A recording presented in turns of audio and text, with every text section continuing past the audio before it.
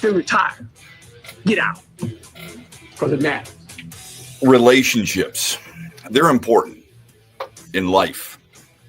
Doesn't mean that it's always going to end up the way you think it's going to end up. Welcome, everybody, on a Thursday morning. This is X's and BrO's throughout the great state of Michigan. We are with you every Monday through Friday, 6 until 9. We are on throughout the state in Cadillac on WKAD, the Ticket 93.7 FM in Grand Rapids, in Kalamazoo and Holland on WMAX 96.1 FM, The Game in Lansing, WVFN AM 730, The Score.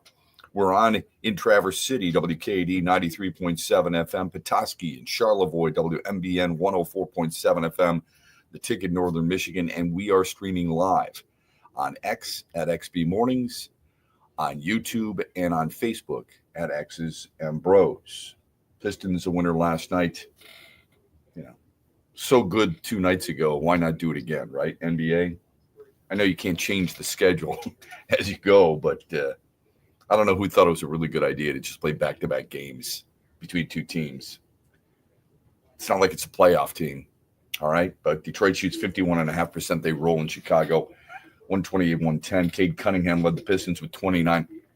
He did have 5 turnovers. He was a plus 27 on the floor. Not one of those guys who always looks for the positive, but I do like to look at the entire box score. And if you believe in the plus-minus, I know you do in hockey, if you believe in the plus-minus in basketball, the plus 27 from Cade Cunningham, a team high, a game high, and very impressive. Tobias Harris, and by the way, and that shot where he went right hand to left hand, you know, it's not the Michael Jordan righty to lefty in the NBA Finals against the Lakers, but it was damn impressive. I don't know how you're able to do something like that, but he's gifted. Tobias Harris and Asar Thompson added 19. Jalen Duren throws down another double-double, 16 and 14. For some, it'll be good. For others, it's not nearly good enough. Detroit hits the All-Star break 29 up, 26 down, but just 4-9 in the division. We were talking yesterday, I believe. It was yesterday because we were surprised at the Indiana win at Michigan State. And we talked about how this is what we love about sports, right? This is the beauty of what sports is all about. You don't know. It's the unknown to a certain extent. And that's fantastic. Yesterday was another example of it. You probably weren't paying attention, and that's okay. The Bucks, without Damian Lillard and without Giannis Antetokounmpo, went into Minnesota and beat Anthony Edwards and the Timberwolves 103-101. The other thing we've said is, how about the number of threes being taken by teams in the league this year? You think Cleveland's good? Me too. 53 three-point attempts. Easy win for them, but 53 three-point attempts in their victory yesterday. They made 18, by the way. Okay. That's the way that the league is. Four Nations tournament was an unbelievable game. Dominating performance from Canada early on. Sweden comes back. They force overtime. Canada wins at 4-3. Mitch Marner with the goal to win it for Team Canada. They get the 2 points. Sweden gets 1. Sidney Crosby had 3 assists. Lucas Raymond, by the way, had a couple of helpers for Team Sweden, who was down 2-1. Or down 2-0, made it 2-1. Then it was 3-1. Then it was 3-2. Then it was 3-3 midway through the third on what I considered a bad goal. Jordan Binnington letting in. But on the first goal of the night, let me give you exactly, in case you missed it, let me tell you what happened. Cale Makar holds it in at the 3-quarter wall, feeds it to Connor McDavid. He goes down low to Sidney Crosby with a blind backhand pass through the top of the crease for Nathan McKinnon. That's what Canada put out there.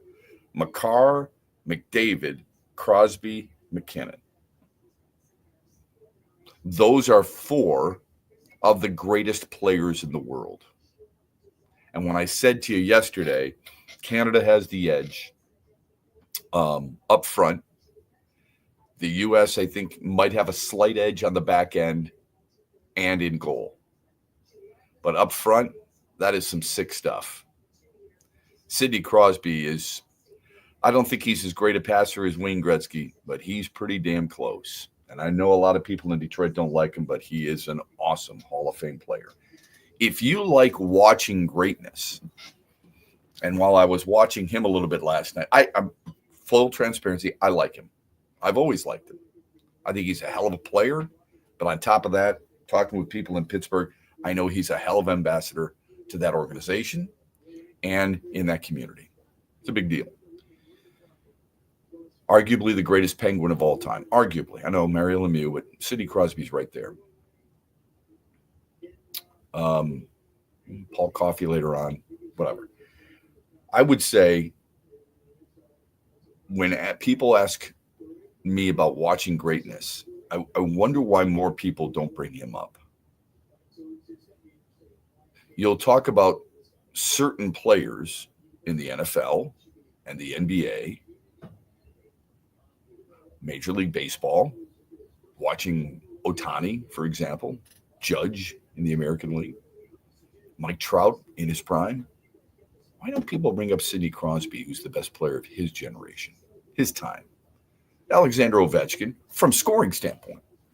Crosby's the best 200-foot center in the world during his time. So they play different positions, but it's a good debate between the two. People will immediately go to Ovechkin and how great he has been as a scorer because he's going to pass Wayne Gretzky for most goals in a career. But if you're looking for an all-around game, if you're looking for an all-around player, and especially a guy who is responsible in 3 zones, this isn't talked about enough. It's kind of like the Doncic example.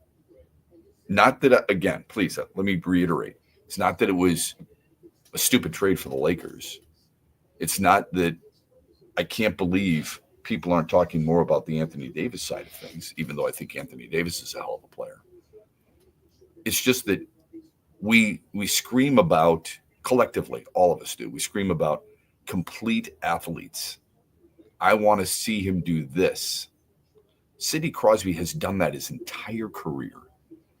He's been excellent in the offensive zone. He's been really good in the defensive zone, and he's been great in the neutral zone. He is a complete hockey player, and he was awesome last night. Team USA is going to open tonight against Finland at the Bell Center in Montreal. Baseball news.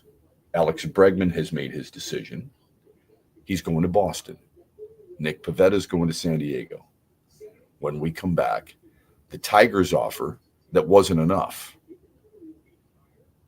The Boston offer that pales in comparison security-wise, but not one season-wise. I told you that Boston was the right fit. Oh, they've got Rafael Devers. The porch, second base. Creativity with the contract. We'll talk of that. Plus our poll question, which is, are you watching the Four Nations tournament? Yes, all of it. Just Team USA games, or none of it. Vote as often as you like at XB Mornings on Twitter. We'll give the results in the 8 o'clock hour tomorrow. This is X's and Bros, and we're brought to you by Ferris Coffee. Huge here for the Michigan High School Athletic Association. You can stay up to date on the latest from Lansing 24/7 at MHSAA.com, at MHSAA on Twitter, and MHSAA on Facebook. The latest news, press releases, and stories connected to every high school in the state of Michigan, available for you 24/7 from the Michigan High School Athletic Association. Log on to MHSAA.com, at MHSAA on Twitter, and MHSAA on Facebook. And if you're looking for archive, boys and girls, high school sports, MHSAA.TV. That's MHSAA.TV. 24/7, everything you need to know about high school sports in Michigan. Log on to MHSAA.com. You've heard him on Kill Tony, the #1 live podcast in the world. He's always working on our craft, macaroni and cheese. Friday, March 14th, Tony Hinchcliffe at Soaring Eagle. Your blood type is delicious. Tickets start at $72 and are on sale now at the box office or etix.com. Check out the hottest comedy of 2025, Tony Hinchcliffe. March 14th at Soaring Eagle Casino and Resort. Relax, I only have so much time. I'm killing too hard. More at SoaringEagleCasino.com. Valentine's Day is a good deal sweeter when you shop at Meijer. This week, select bagged Valentine's Day candy is buy one, get one 50% off. Fresh from Meijer chocolate dipped strawberries are just $9.99. Certified Angus beef New York strip steak is $11.99 a pound. And our floral department is overflowing with beautiful fresh Valentine's Day bouquets and flower arrangements. Count on Meijer to bring more from the heart to Valentine's Day. Exclusions apply. See all deals in-store, in the Meijer app, and online at Meijer.com.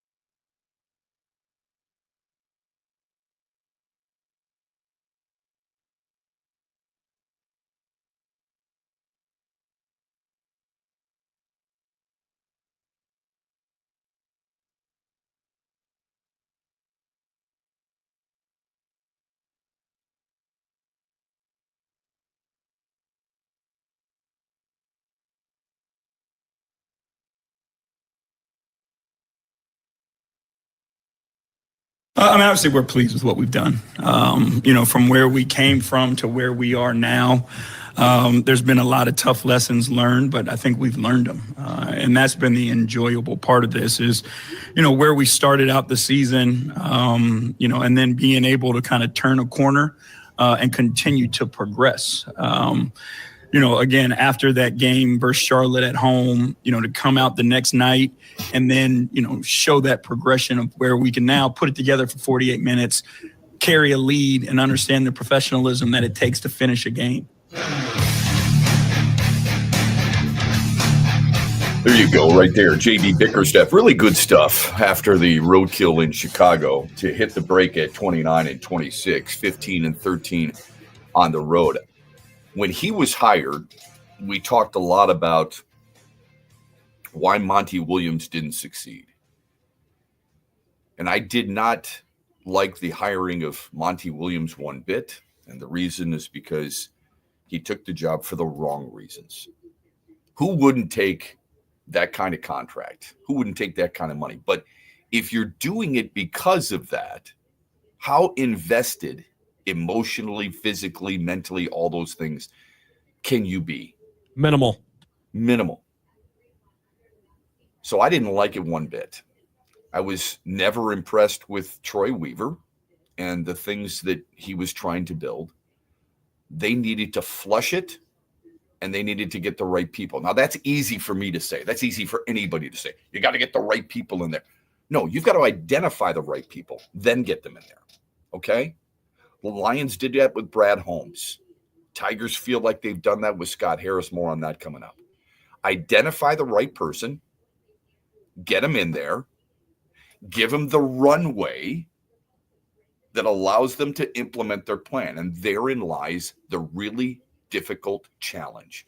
How patient can you and your fan base and your star, in this case, Cade Cunningham, be to get them feeling like you're headed in the right direction? They've got to believe, right? Players have to understand, okay, so we clean those guys out. We bring new guys in. How do I trust these guys? Because you told me to trust the last guy. You told me, Mr. Owner, whoever that may be, in this case, Tom Gores, that Troy Weaver's the guy. You told me that Monty Williams doing what he did in Phoenix is the guy. And I recognized early on during some practices that he really wasn't the guy. He wasn't as totally embracing what we were doing as I was. And yet you're the one who hired him. So why should I trust you yet again when you bring in Trajan Langdon and say much of the same things about him as you said about Troy Weaver? And then you bring in a guy like JB Bickerstaff, and you're talking about him in similar tone in which you talked about Monty Williams. So that's a hard sell for some guys. Matthew Stafford went through it here in Detroit. Here's another GM. Here's another coach. Here's another offensive coordinator. You keep telling me this guy is different. You keep telling me this guy will be the difference maker for you. You keep telling me he's going to lead us to where we want to go. And finally, I've had enough. Knock on the door. Hi there. I want out. Myles Garrett is going through it in Cleveland right now. Perhaps. Might be a slightly different circumstance, but I think you understand the point. Cade Cunningham signs the long-term deal. Don't tell me there wasn't a time where he's going, is this the right thing to do? I want to win. All these guys want to win, right? But they also understand the situation they're going to. And if you're a 1-1, you're going to a team that's not very good. So they understand the situation they're going to, and there's got to be a point in time and say, I'm scared to believe in this guy. I am. I'm really scared to trust this guy because I've gone through this coach and this general manager and now this general manager. But when you talk to Trajan Langdon, it's a different feel. When you talk to JB Bickerstaff and you see what he's done in the past, helping young players grow their game, it's a different feel. I'm sure Cade Cunningham has a hell of a lot better pulse on that than I do. But I said when they got them, these guys, I don't know if they're taking them to a championship. But when you talk to them, you go to their press conferences, you talk to them off to the side one-on-one, I'm fortunate. I've had a chance to watch them work in their field, talk with them away from anybody else, and you believe them because they have the right vision, and there's a little bit behind them that they've done that also reinforces your belief. JB Bickerstaff has done a hell of a job with this team. But we'll talk about the evolving game of Cade Cunningham, and rightfully so. Another strong performance last night. Didn't like the 5 turns, but whatever. Okay, Detroit's got to take better care of the basketball. 16 turnovers against a bad Chicago team should not take place, but whatever. Okay, they get the win. They did some things. He made some winning plays, a lot more winning plays than losing plays.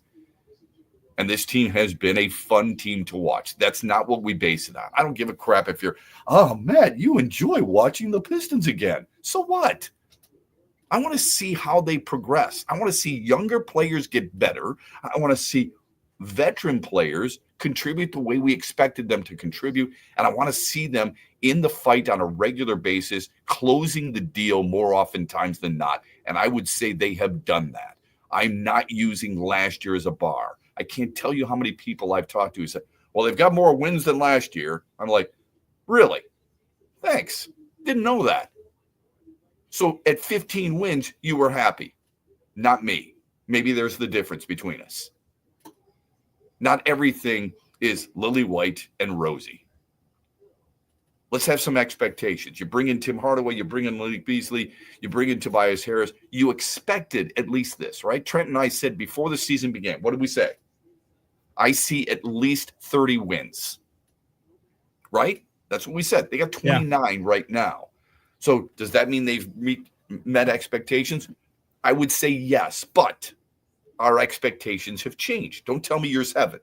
It's okay to change them too. It's okay to change them. You see how good they are. You see how good Cade is. Raise the bar. You haven't changed them based on what you think. You have changed them based on what they've done. There's the difference.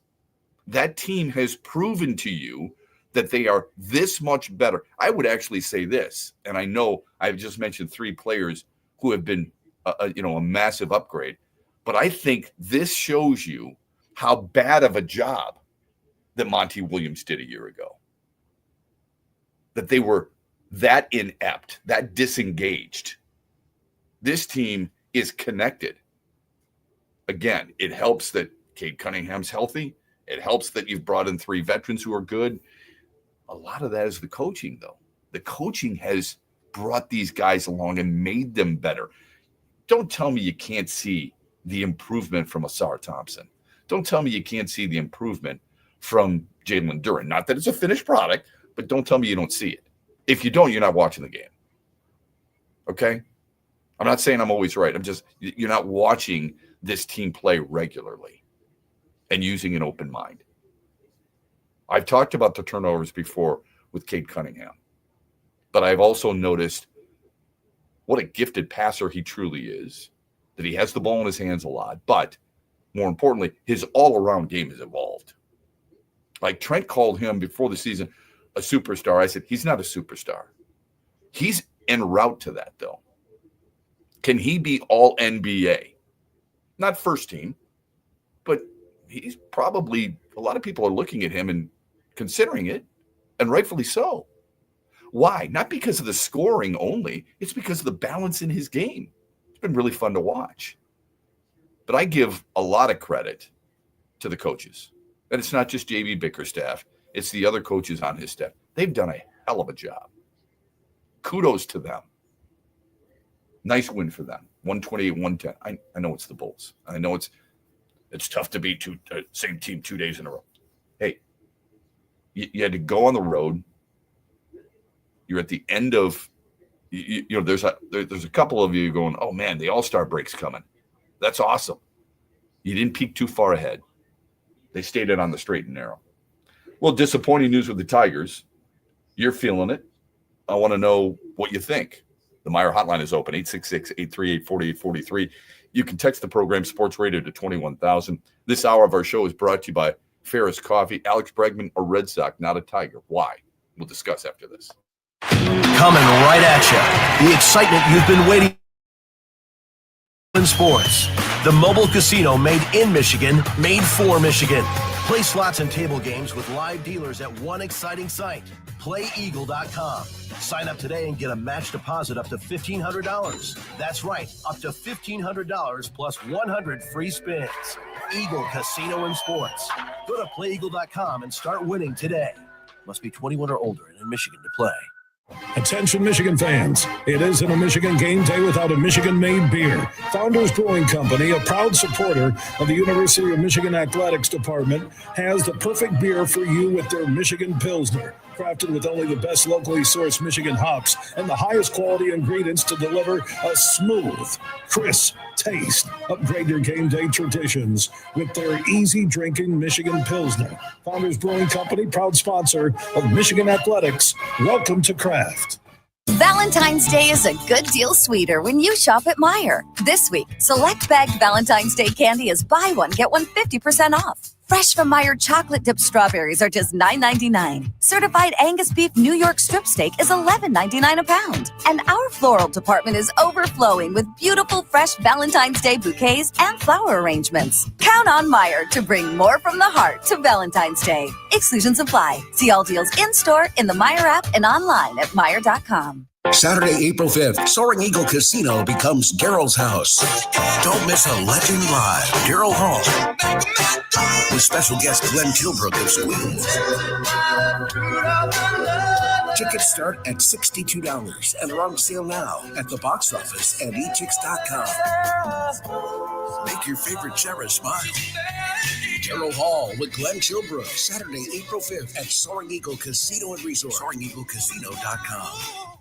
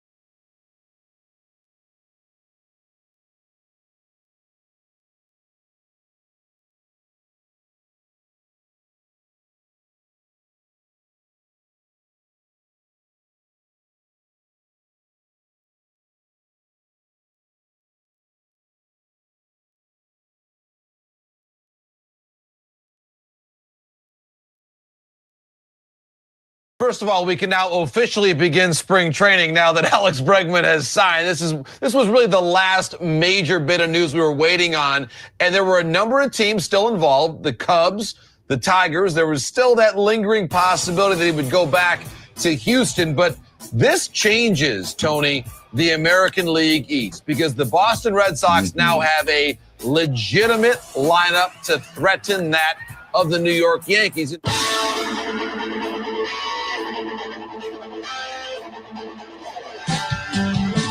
Good signing for Boston. Welcome back. That's John Paul Morosi on MLB Network last night. Great stuff by Trent Valley, our producer. That is what we're talking about there.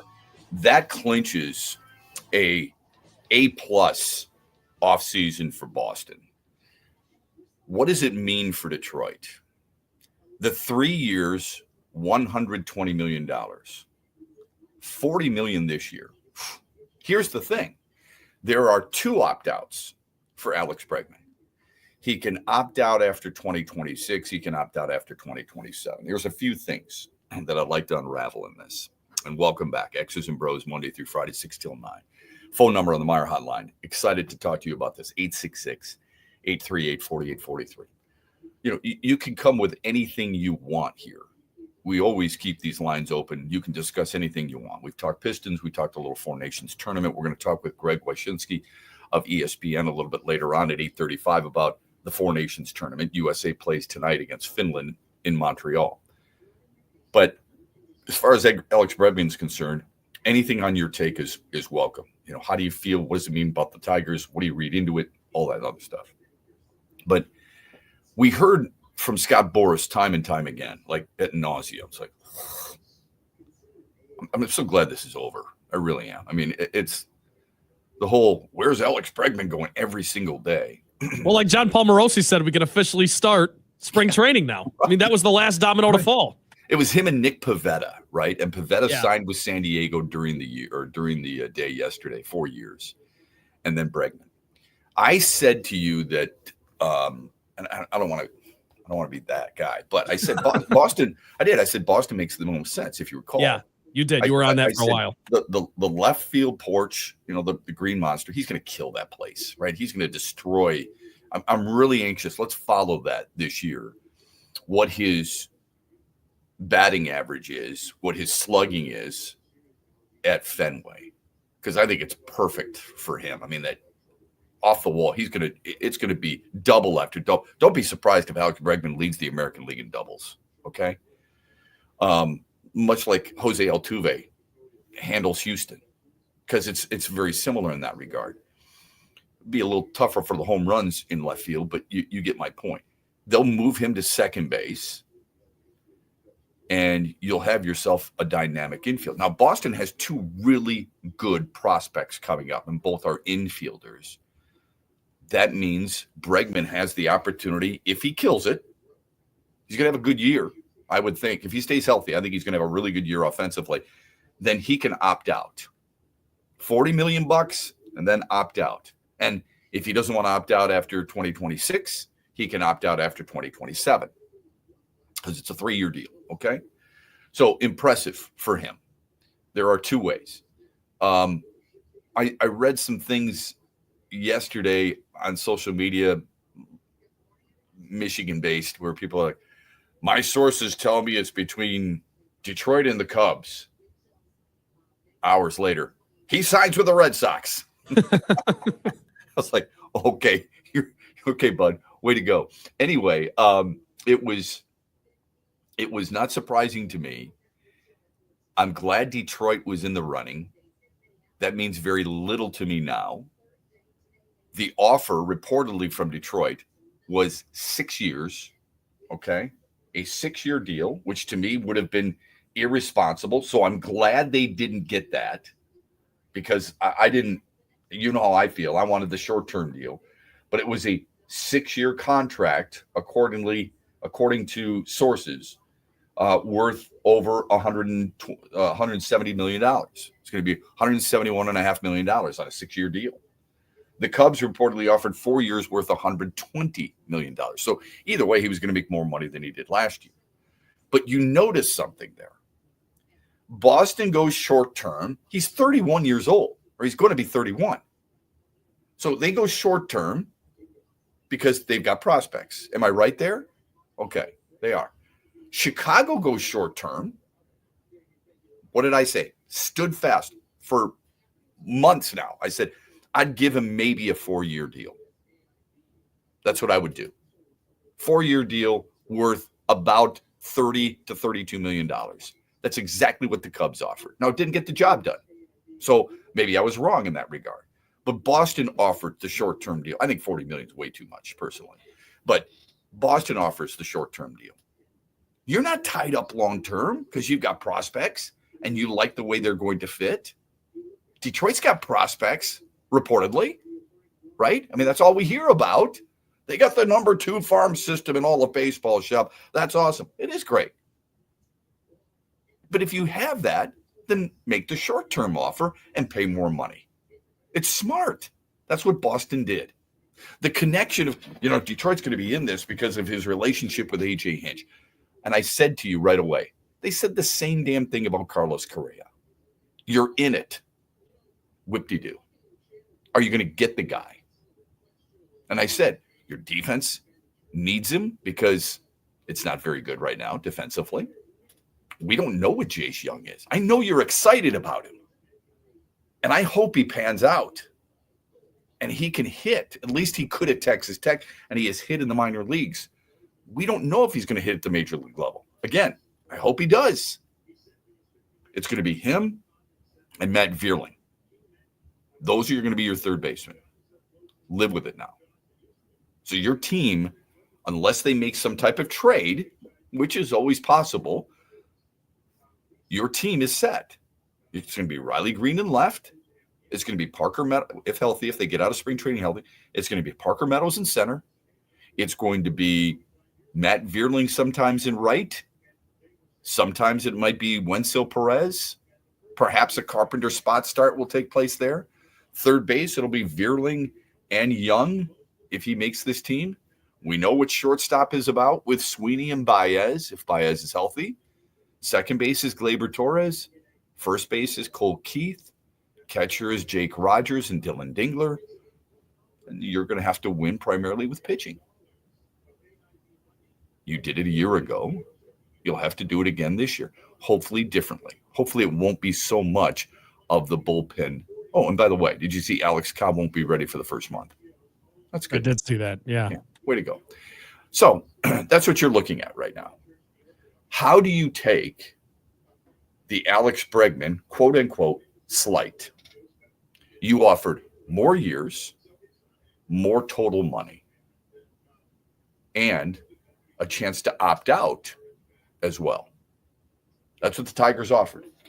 He could have opted out after 2026, just like the Red Sox. He would have had more security, and supposedly he wanted $200 million. That's what Scott Boras and Alex Bregman's camp said. We want $200 million. Why that was so important, why you have to hit that magic number, why 171.5 isn't enough, I don't know. I can't even relate to those numbers. Those numbers to me are mind-blowing. We talk about these numbers like we're telling a joke. Some of these contracts, it just rolls off our tongue. You and I just talk our way right through it. We've become numb to it, haven't we? The size of these deals. So if he wanted a long-term deal, the Tigers said, here's the long-term deal. 6 years is a long-term deal. You wanted some freedom to test free agency again in case you tear it up. You can do that after 2026. You wanted $200 million. We didn't give you $200 million. We came pretty damn close. So I wonder a couple of things.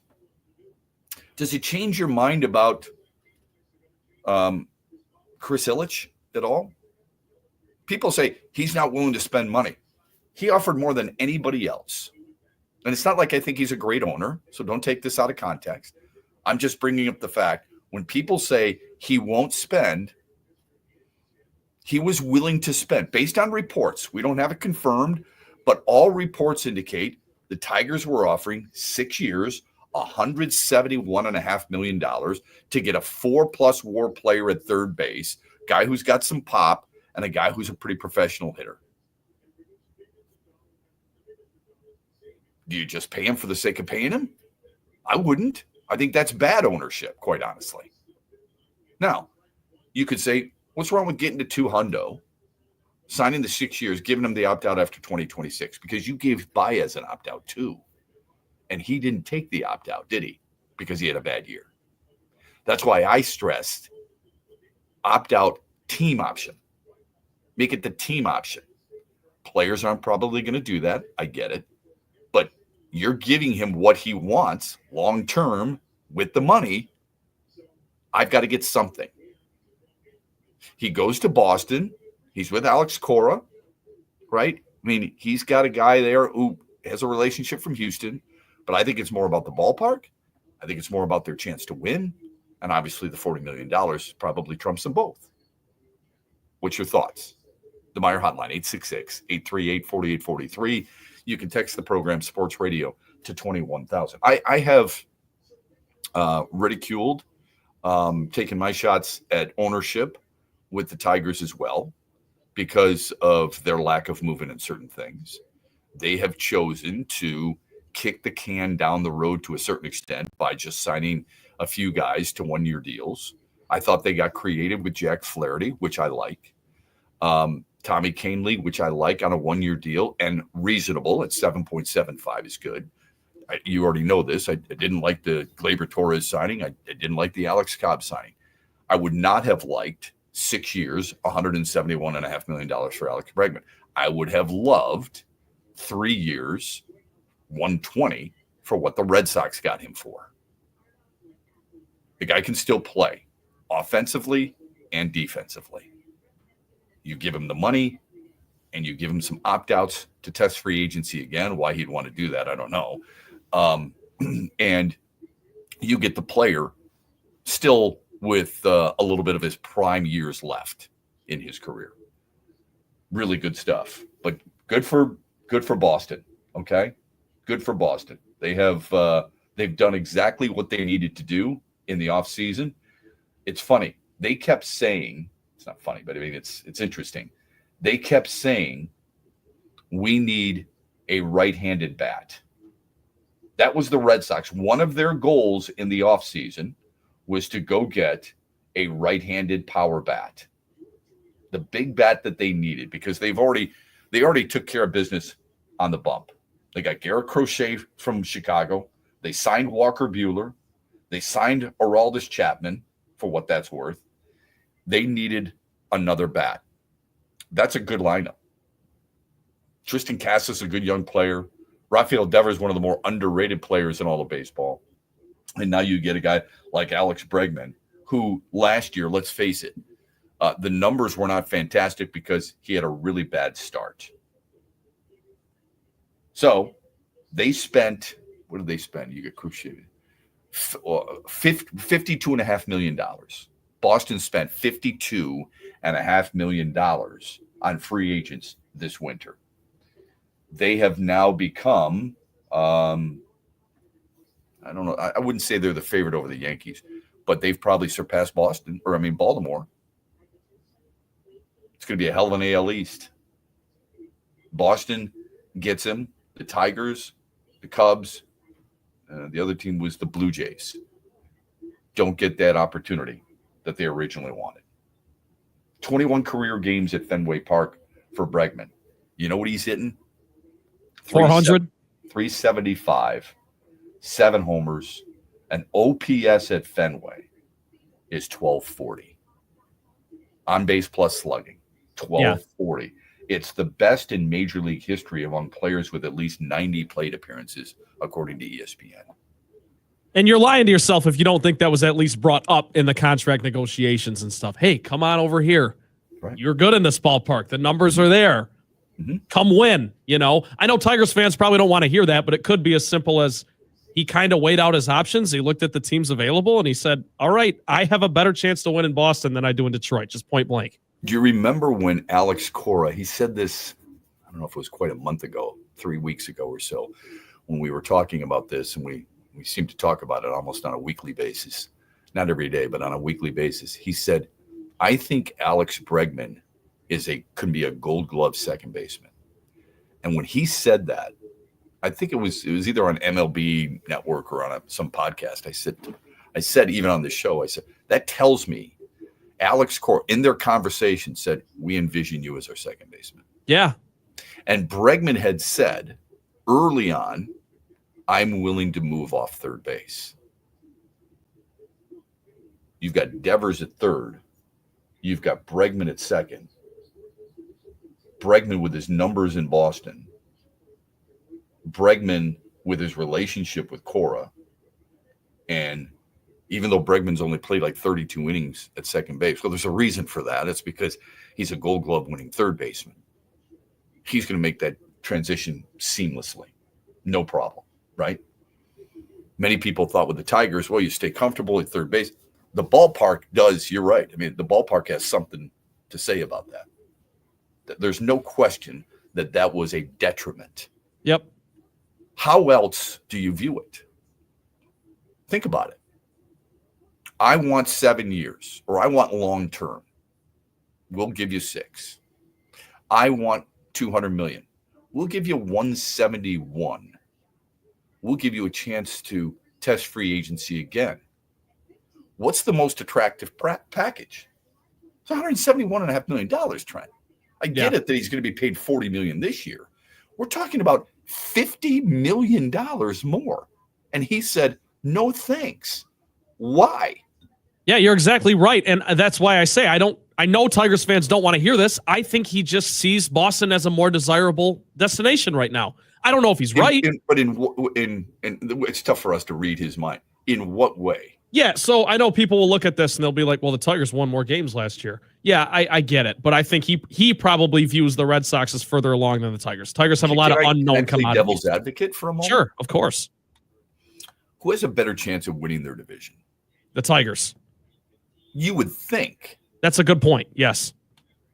You would think the Tigers have a better chance at winning the AL Central than Boston does at winning the AL East. Because the Tigers don't have the juggernaut in the Yankees in their division. But here's what he and the agent have to have had this conversation. If you really want that big payday, your numbers are going to tell the story.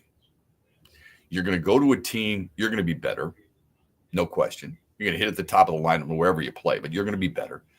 That team's going to be better. You will be viewed as the key guy on why you make that team better, number one. And number two, your numbers. You're going to hammer the hell out of that green monster. You're a pull hitter. You're going to hit the hell out of that green monster. You're going to have so many doubles, you're not going to know what to do. Your numbers are going to be off the chain, and people are going to look at that and say, yes, I'm going to commit. Now, again, he turns 31 at the end of March. I don't know how much that plays a factor, but his numbers are going to be big in Boston. Meyer Hotline is there for you, 866-838-4843. You can always text the program, Sports Radio, to 21,000. This hour of X's and Bros, proudly brought to you by our friends at Ferris Coffee. They're in Grand Rapids, available throughout the country in all 50 states, and the official coffee maker of your Detroit Lions. That boat show music is back, and so is the Grand Rapids Boat Show. Let's go, gotta go, everyone. Time for fun. Sail, cruise, ski, relax. Everyone's making tracks. Boat show, gotta go, everyone in the sun. Come on down, get it done. Just that water for some fun. Michigan's most spectacular boat show cruises into DeVos Place. It's the Grand Rapids Boat Show this week, February 12th through 16th. Get that boat and get that deal. Check out over 400 boats. Spacious new family runabouts, ski and surf boats, fishing boats, center consoles, and deluxe pontoons. Great Lakes cruisers and motor yachts. For complete boat line listing and to plan your visit, go to grboatshow.com. See one of the finest antique boat displays in the country. Register to win an HO Sports inflatable floating play pad from Action Water Sports. And see live Stingray encounters daily. That's the Grand Rapids Boat Show, February 12th through 16th, this Wednesday through Sunday at DeVos Place, grboatshow.com. Friday, April 4th at Soaring Eagle Casino. Lost Lobos and Lost Lonely Boys. The Brotherhood Tour. Tickets start at $47 and are on sale now at the Soaring Eagle box office and etix.com.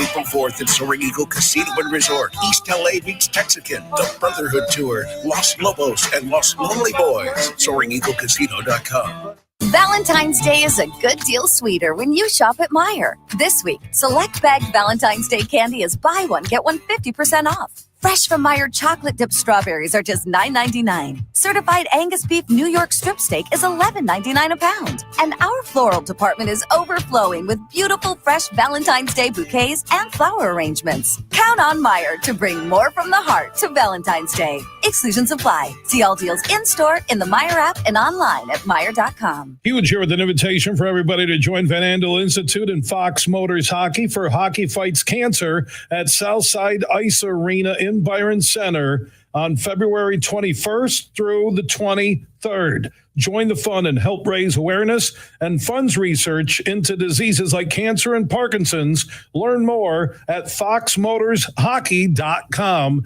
That is foxmotorshockey.com. Hey, Michigan, let's go big. I'm Herman Moore, Lions All-Pro wide receiver, and I'm talking real big-time winning on the hottest slots and table games on one incredible app, Eagle Casino and Sports. Sign up now and get up to $1,500. That's right. We'll match your deposit for up to $1,500, and you'll get 100 free spins. Eagle Casino and Sports. Made in Michigan, made for Michigan. Must be 21 or older in Michigan to play.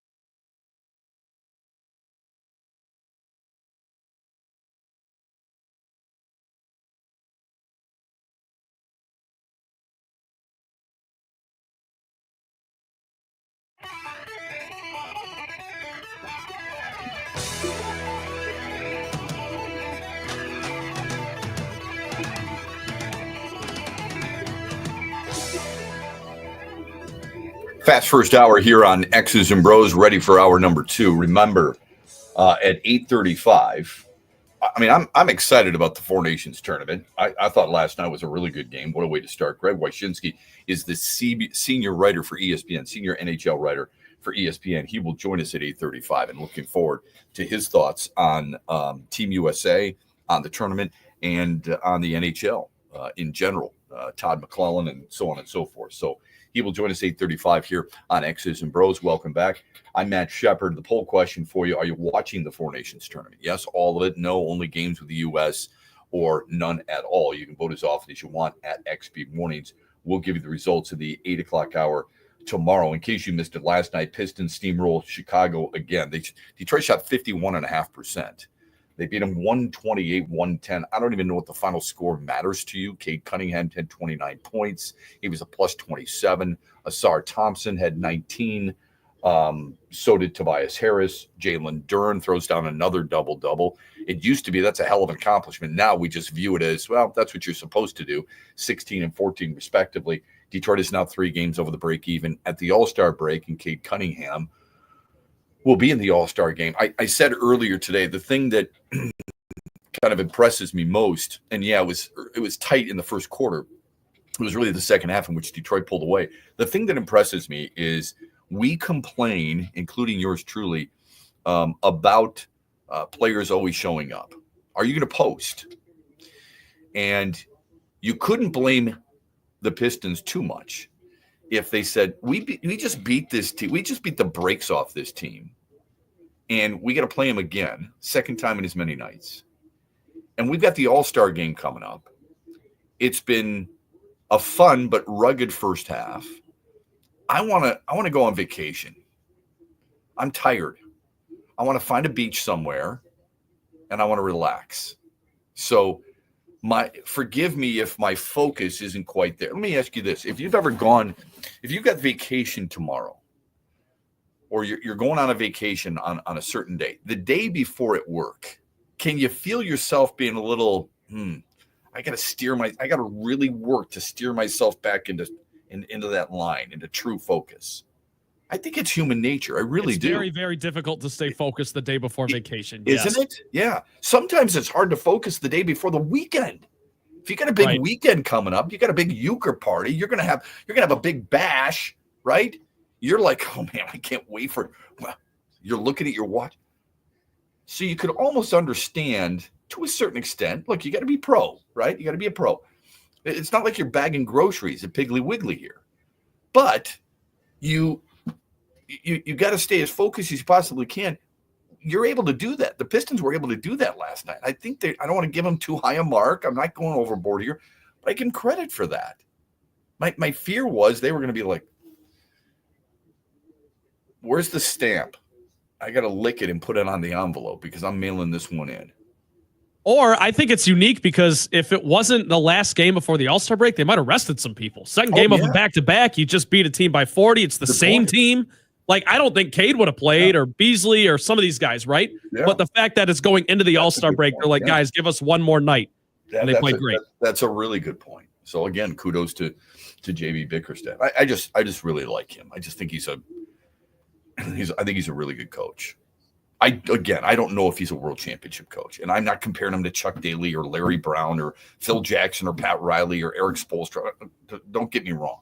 I just think for this team, he's the right coach for the makeup. He's the right coach. Yep. Yeah. Remember, we always bring this up, but I think it's fair. Brad Osmond takes over with the Tigers. Why did they bring in a guy in his first year? Now, JB Bickerstaff in his first year, but you got to get the right guy for the right team. Scotty Bowman, arguably the greatest coach in any sport. Bill Belichick, probably. Nick Saban. Scotty Bowman's in the discussion. He was the right guy for the Red Wings at that time. He was. Not just because he was a great coach, but how he handled his team. He found the pulse of that team so quickly, recognized it, and made them accountable, pushed them. He wasn't trying to be their buddy. We don't have to hang out on a Friday night. It's okay. If you don't want to invite me to your Halloween bash, I'm okay with that. Here's what you do have to do. You got to play the way I expect you to play, and we can move on. No problem. Players aren't looking for that anyway. Okay? They're not interacting. It's like, hey, man, after the game today, I'm going to, when we go back to the hotel, I'm just going to have a quick drink at the bar. You want to join me? No, they don't do that. Come on. You got to have the right guy pushing the right buttons and pushing the right people in the right way. And he does that with this team. And he does it with younger players. What we talked with Terry Mills yesterday. He said, I thought they might take a dip without Jaden Ivey. They've gotten better. And that's not a knock on Ivey. I wouldn't want him in the lineup. You always want a talented player available to you. But I think we've lost sight of that a little bit. Because they've been so good, we kind of sometimes forget, oh my gosh, they are doing this without a starter. This is a guy who can average 20 points per game. And he logs a lot of minutes. And he plays in important situations. These situations in basketball, it's not just hockey that has situations. He's on the PK. He's on the power play. Right? He's going to be out there when there's a 5-on-3. No. Basketball has situations too. It's not as obvious, but they have situations. They're running plays for a guy. They got certain matchups, certain ball handlers, working a certain side of the floor, all those other things. Jaden Ivey's an important piece to this team. And look at what they've done without him. That's really impressive. What would concern me a little bit is I really felt like this would have been a guy who would, if you're talking about helping a young player, Ron Holland III is getting better. Asar Thompson, now that he's healthy, is getting better. I think Jalen Duren, even though he hasn't really stretched his offensive game as much as I would like to see him, he is better. Even he admitted it. He admitted earlier in the season he was playing, his word, soft. He's playing really hard right now. It may not mean enough to everybody, but if you recognize it, there's something to be said for that. I want it all the time. So do you. You deserve it all the time. And he's been giving that to you. I'm not saying he's a 20-and-20 guy. I thought Jaden Ivey would have been a guy who really benefited from J.B. Bickerstaff's instruction. That's the one thing that I wish you could have back. I read an article yesterday. What teams need to do, now that we're at the NBA All-Star break, what do certain teams need to get better? What's been the criteria for certain teams, and what's their biggest question? So with the Pistons, anytime you have this stuff, you immediately go, okay, what is it with the Pistons? Are they better with Dennis Schroeder? I wouldn't. I think Detroit would have beaten Chicago both games without Dennis Schroeder. But still, they are 4-0. And they have more depth at the one. They do. Someone to run the second unit. Cade can sit down for a breather every now and then. The team doesn't go to hell, Yeah. I liked the pickup. I don't mind Marcus Sasser, but I don't think Dennis Schroeder has been, the difference in Detroit, with all due respect. So they were talking about Jalen Duren, and they were, the writer was writing about Jalen Duren. Look what he's averaging: 13 points, 11.5 rebounds, 2.5 assists, over a block a game in the last 21 games. And during that stretch, so the last 22 games, and then he's bumped that average up a little bit because of the double-double last night. So the last 22 games in which he has played and boasted big numbers, averaging a double-double, Detroit's 15-7. Does it mean it's all to Jalen Duren? No. Just like the 4-0 doesn't mean it's all to Dennis Schroeder. But they're part of it, right? And in this case, with Jalen Duren, he's a major part of it.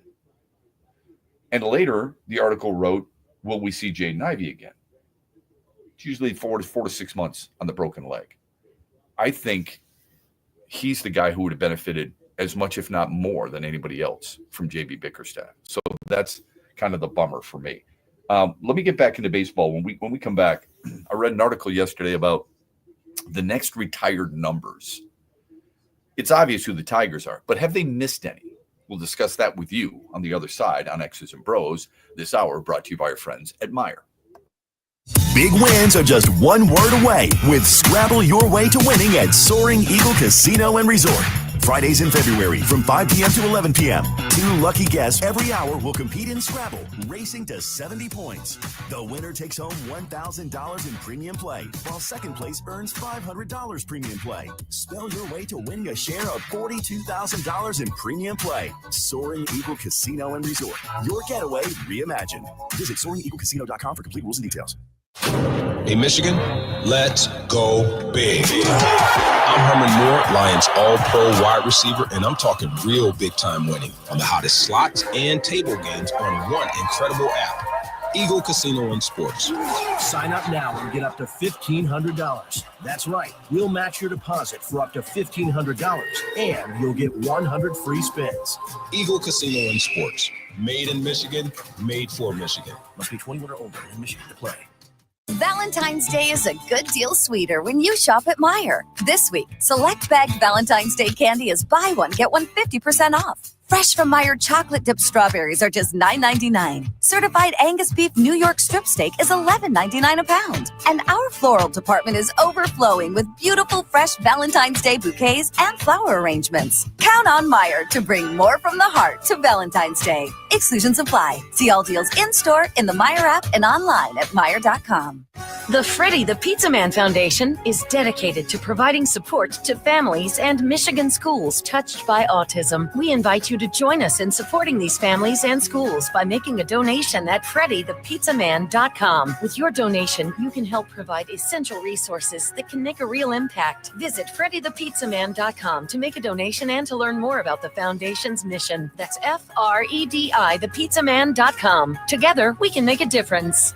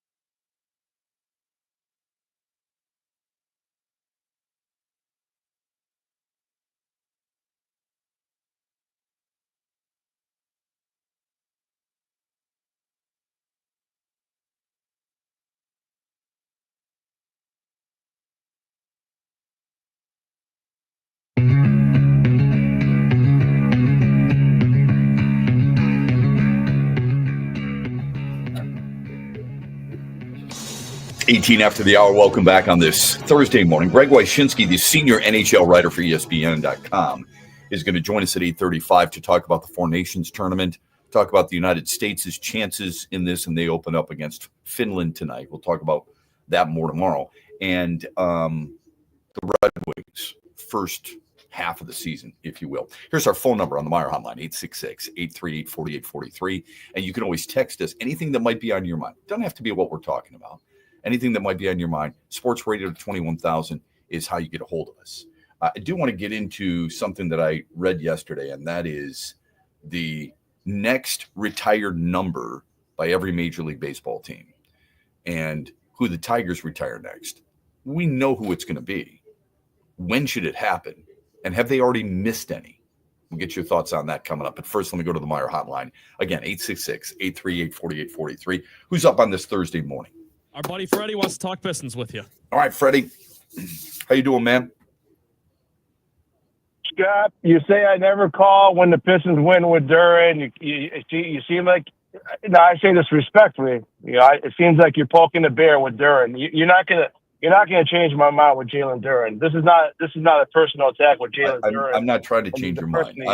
I'm not trying to change your mind, and I don't say it's you who doesn't call. I say people in general, number one. And number two, it's sad. I would say this. It's kind of sad that you've already decided that your mind cannot be changed on a kid who's just 21 years old. That's really too bad. But go ahead. Well, I'm talking about changing my mind for him as a Piston. See, my thing is, it's not like I don't want him to succeed. It's that I saw this with Andre Drummond. Andre Drummond and him are both the same player. Andre Drummond actually his stats were a lot better than Jalen Duran. For sure. And the problem I had was the owner handed Drummond so much money. What did that do us? Nothing. I'm afraid that they're going to give this kid $150 million, and I don't think we need to spend our money there. That's my concern. But that hasn't happened yet. So why should that concern you when it hasn't happened yet? I mean, you can be concerned if that's indeed that's what happens, but it hasn't happened yet. So why would you be concerned over that? And you're going to hold that against the kid when it hasn't even happened yet. That's confusing to me. Because if the longer they keep him, I think he should be traded. He should be traded and get somebody that can shoot. That's, to me, guys like Duran. To me, guys at his size are a dime a dozen. If you can't shoot, but you get some rebounds and a few dunks, they're a dime a dozen. And I don't want to pay those guys. I want to pay guys like Malik Beasley and the guys that can really help Cade. And now the Pistons have 28 wins or 29 wins or whatever it is. 29. They still have 25 wins. I'm still convinced they have 25 wins if Duran is never plays for the Pistons. I'm convinced of that because I think Paul Reed and Beef Stew can take up the slack combined. So, and you did say one thing that I've noticed. You said the guy wrote in the article that even Jalen Duran admitted he played soft. That was a concern of mine. Rudy is one of my favorite movies, and the coach said, "Rudy, I wish some of my players had your heart." A lot of times, I wish Jalen Duran had Beef Stew's heart because Beef Stew will get in there and mix it up. Jalen Duran doesn't. That's all it is, So. Okay, first of all, Rudy is a movie. Kid. Rudy is a movie. They do have a tendency to exaggerate in movies. For example, maybe a great quote. It's also Hollywood based. Okay, it does. So you believe everybody came in and laid their jersey in front of Dan Devine too, and said, "I'm not playing unless Rudy's active." That never happened. I mean, ask Joe Montana about Rudy a little bit. Don't quote movies when it comes to real life sports, because it's not realistic, okay? So we can debate the Jalen Duran thing. I'm not going to sit there and die on that hill, all right? You're worried about a 21-year-old who might get paid, so you should trade him now. You don't think he's going to get any better. That's fine. You want him to be Paul F. He won't get Reed. better I want you to offensively. think about that for a second. I want you to think about your logic here. This is what happens because we get stuck. We get to want to dig our heels in, and we are so convinced about a player. You are talking about Paul Reed picking up his slack. Think about that for a minute, Freddie. Paul Reed. Jalen Duren will not get better offensively. And I'm going to tell you something. This won't matter anything to you. I know it won't matter anything to you, but I got a guy that comes to my restaurant, play high school basketball with Jalen Duren. He says he was the same way in high school. He had no offensive game, zero offensive game. So am I going to pay a guy $150 million that can get 20 rebounds against the Charlotte Hornets? And then, I mean, you brought up yesterday's stats, but I didn't hear the day before when he only had 4 points. I didn't hear that. So I'm just being fair. So are you being fair? You're being fair. You think you're being fair? The guy's got among the players in basketball. He's got he's in the top 10 in double doubles, and you think you're being fair because I didn't bring up 4 points in a game two games ago. I meant I'm being fair because you said when they win, I don't call in. I don't call in when they win, which is not true. I didn't say you. Okay, I didn't say you. Yeah. I mean, there's no reason to argue over something like this. You believe it, that's fine. I'm not arguing. I respect it. I'm not arguing. I think I find sometimes I've said this for a long time, and thanks for the phone call, Freddie. I've said this for a long time. It's really hard to change people's minds. We are just you're stuck on it. You're stuck on it. He's 21. You're going to use a guy who played with him in high school. Let me tell you a quick story. There was a kid who played high school ball at University of Detroit. He was a Cub. Arguably one of the softer players in the Catholic League. Good friend of mine came up to me and said, how in the hell does John Beeline give Jordan Morgan a full scholarship? And I said, I haven't seen him play in high school, Mike. And Mike says to me, Shep, he's the softest player I've ever seen at UAD. And he knows that only because his son went to high school with Jordan Morgan. I said, okay, well, I'll have to see. I mean, we'll see what happens. Freshman year, not great. Sophomore year, body starts to change. Junior year, he becomes the Big Ten Defensive Player of the Year. Okay? So I ask you, do you think coaching can change players? Or do you think they're just who they are forever? Does coaching matter at all in trying to expand a player's game, make them better in any way? Or do you think the player is who he is, and then they're going to be that no matter what? You identify the player, whoever it may be, at age 21, and it doesn't matter if they get different or better coaching. You honestly believe that? Or do you think that can make a difference? I allow that to make a difference. I think when you get a guy and he's 21 and you can help shape him, like I think J.B. Bickerstaff, I don't know how. I'm not saying he's going to be Dirk Nowitzki, Freddie. I'm not saying he's going to start doing some pick and pops from 20 feet away or shoot some long gun corner threes that are going to keep defenses honest on him. No. I think his offensive game, I think you're right, it is limited. That doesn't mean I would give up on him. I would like to see him expand his game. I've gone over this. I've said it time and time again. I don't like giving up on players early in their career when you've invested some time and effort and I think they've got talent. I think it's sad that you've decided, you know what? He's 21. It's not going to matter to me. I don't care what he does. It's never going to be good enough. He's a starter on a team that's gotten a lot better from a year ago, and he's gotten better. Meyer hotline is 866-838-4843. We're back after this. Huge here for the Michigan High School Athletic Association. You can stay up to date on the latest from Lansing 24/7 at MHSAA.com, at MHSAA on Twitter, and MHSAA on Facebook. The latest news, press releases, and stories connected to every high school in the state of Michigan, available for you 24/7 from the Michigan High School Athletic Association. Log on to MHSAA.com, at MHSAA on Twitter, and MHSAA on Facebook. And if you're looking for archive, boys and girls, high school sports, MHSAA.TV. That's MHSAA.TV. 24/7, everything you need to know about high school sports in Michigan. Log on to MHSAA.com.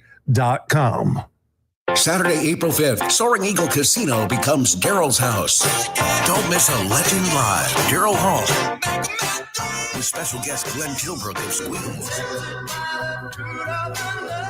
Tickets start at $62 and are on sale now at the box office and etix.com.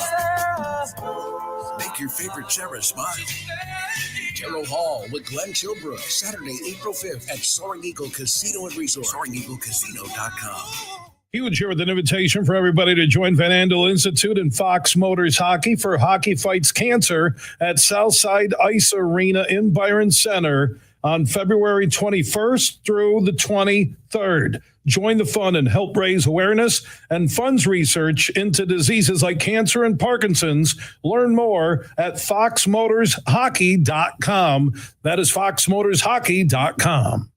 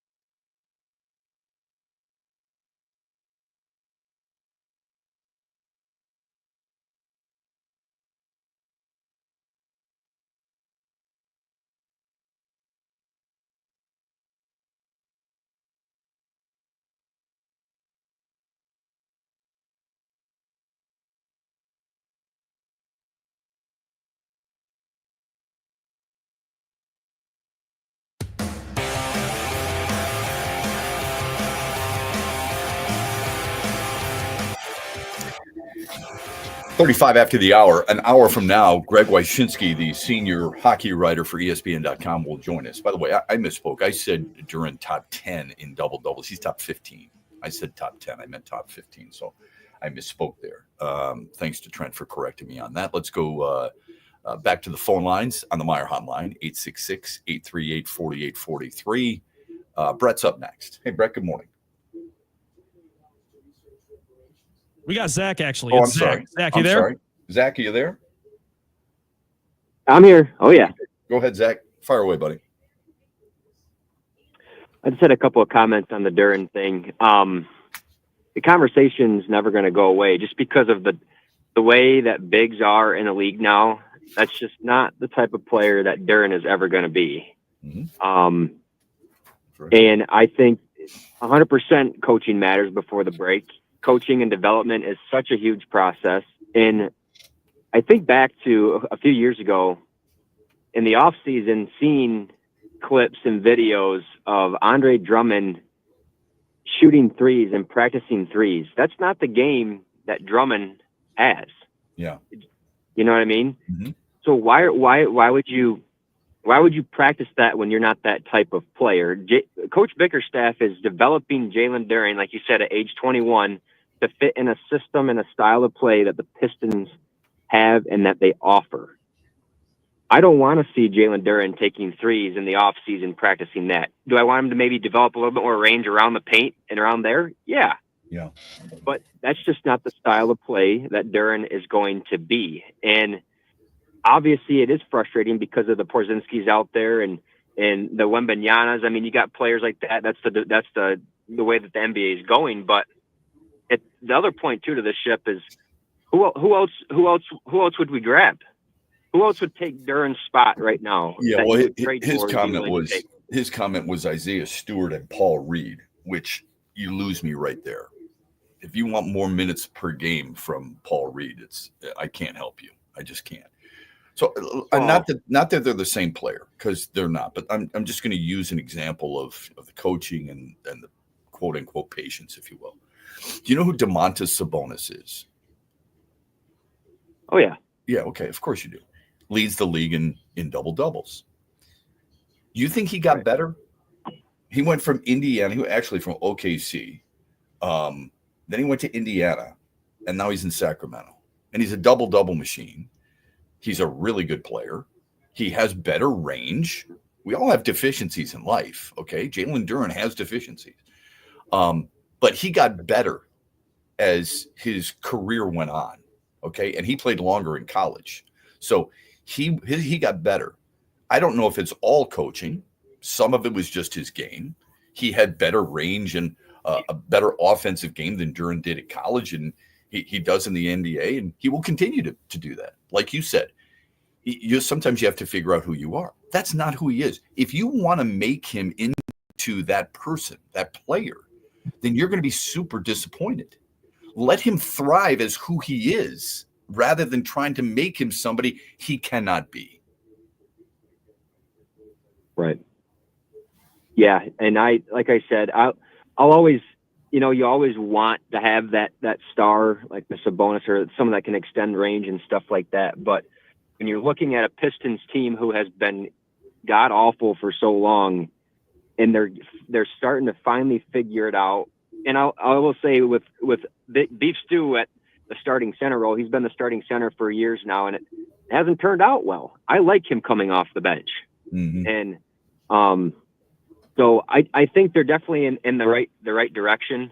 But yeah, that was my last comment. The one comment I have, Shep, for the next topic you were talking about was retirement jerseys and stuff like that. Yeah. We just had somebody at my alma mater at my high school who had his jersey retired, and the season is still going. He's a senior. And really? I've never seen something like that happen before, and I think it's quite ridiculous, to be honest. Mind you, he leads my high school in all stats possible for basketball, in football and stuff like that. He's a tremendous athlete, but having your jersey retired before the season's even done, that is pretty ridiculous and pretty crazy to me. That is, if for no other reason Zach, I would suggest that the school have it as a ceremony. Bring him back so you can celebrate his accomplishments for people who maybe weren't witnessing it or had never witnessed it. So I don't know if he's going on to play in college, but how about having him back once he leaves college, or having him back in a couple of years, or maybe even next year, to make it one big ceremony and a way to bring him back and kind of market it that way. That's interesting. I can't say that I've heard of that at the high school level, and I appreciate the phone call very much. Yeah, I will more on that here in a minute, but I do want to get to this jersey celebration. I read this article about which teams, I think it was from CBSSports.com, and they listed the teams in Major League Baseball whose next jersey retirement ceremony is going to take place. And obviously with Detroit, it's Miguel Cabrera. That's probably should have done it already, or at least scheduled it for this year. Anyway, so it's obviously Miguel Cabrera, but it did get me to wondering just a little bit. And I've said this about the Tigers forever, in case you didn't know. I don't think they do a very good job of celebrating their greats. In fact, I would argue they do a crappy job of celebrating their greats. The players who have been really good, if not great Tigers, deserve more recognition. Not suggesting that they have their jerseys or their numbers retired.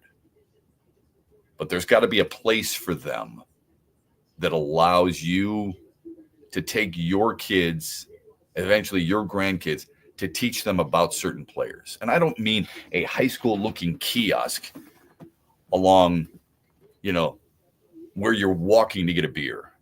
You're talking what the Cardinals have. Well, what the Cardinals have, Trent, is a Hall of Fame. Isn't it a separate building? building? It's a separate building, right? Okay, so maybe you don't have to go that If you're going far, down a side of New Busch Stadium, right here on your left, across the street, there's the Cardinals Hall of Fame. Okay. And I'm telling you right now, it's as good as it gets. Breathtaking. It's awesome. You could spend hours in there, and it doesn't cost much. I think it's like $12. It's fantastic. It's absolutely fantastic. Everything you could want is right there. And I have, we did 2 years ago, Detroit was in St. Louis. I said to our producer, let's do our open to the show, open to the game at the Hall of Fame, St. Louis Cardinals Hall of Fame. We got approval. So we did it. It was Dan Petrie and I standing in front, and we mentioned the 68 and how Detroit came back and beat Bob Gibson. And we just talked about how beautiful it was.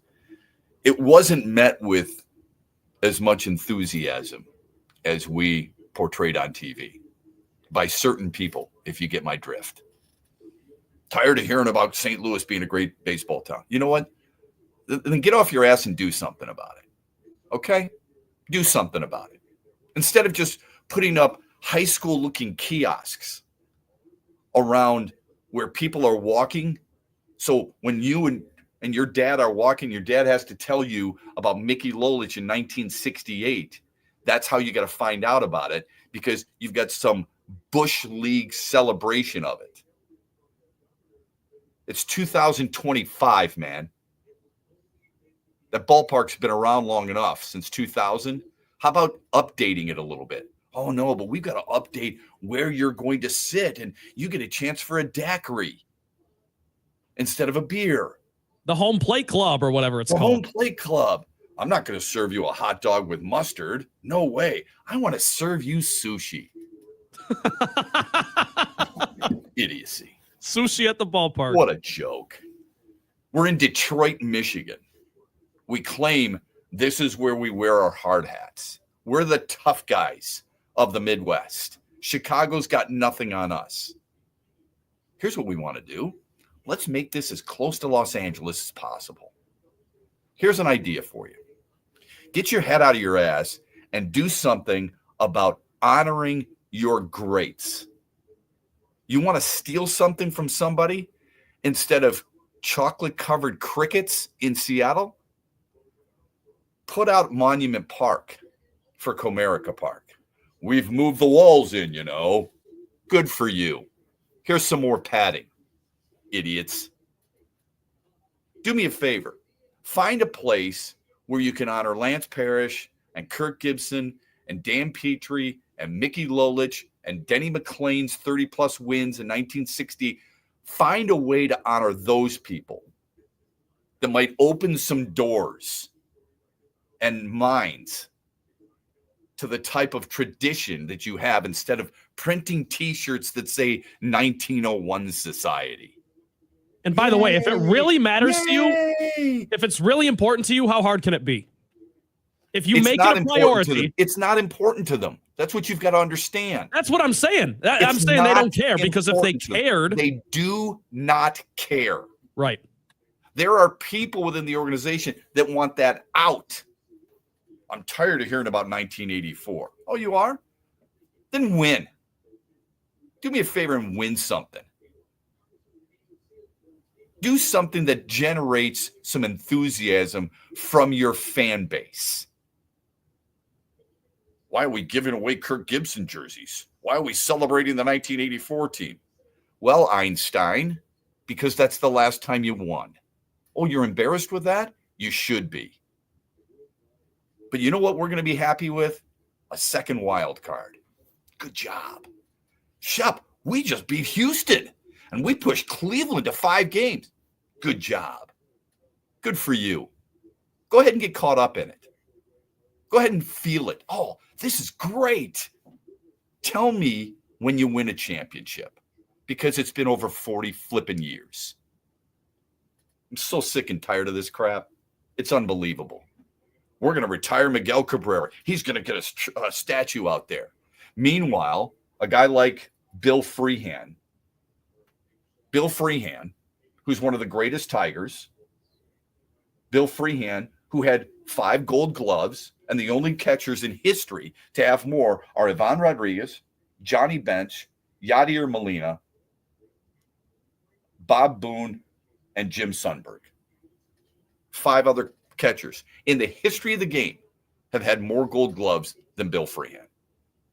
Do you think Salvador Perez is a good catcher? Yes. Yes or no? Oh, yeah.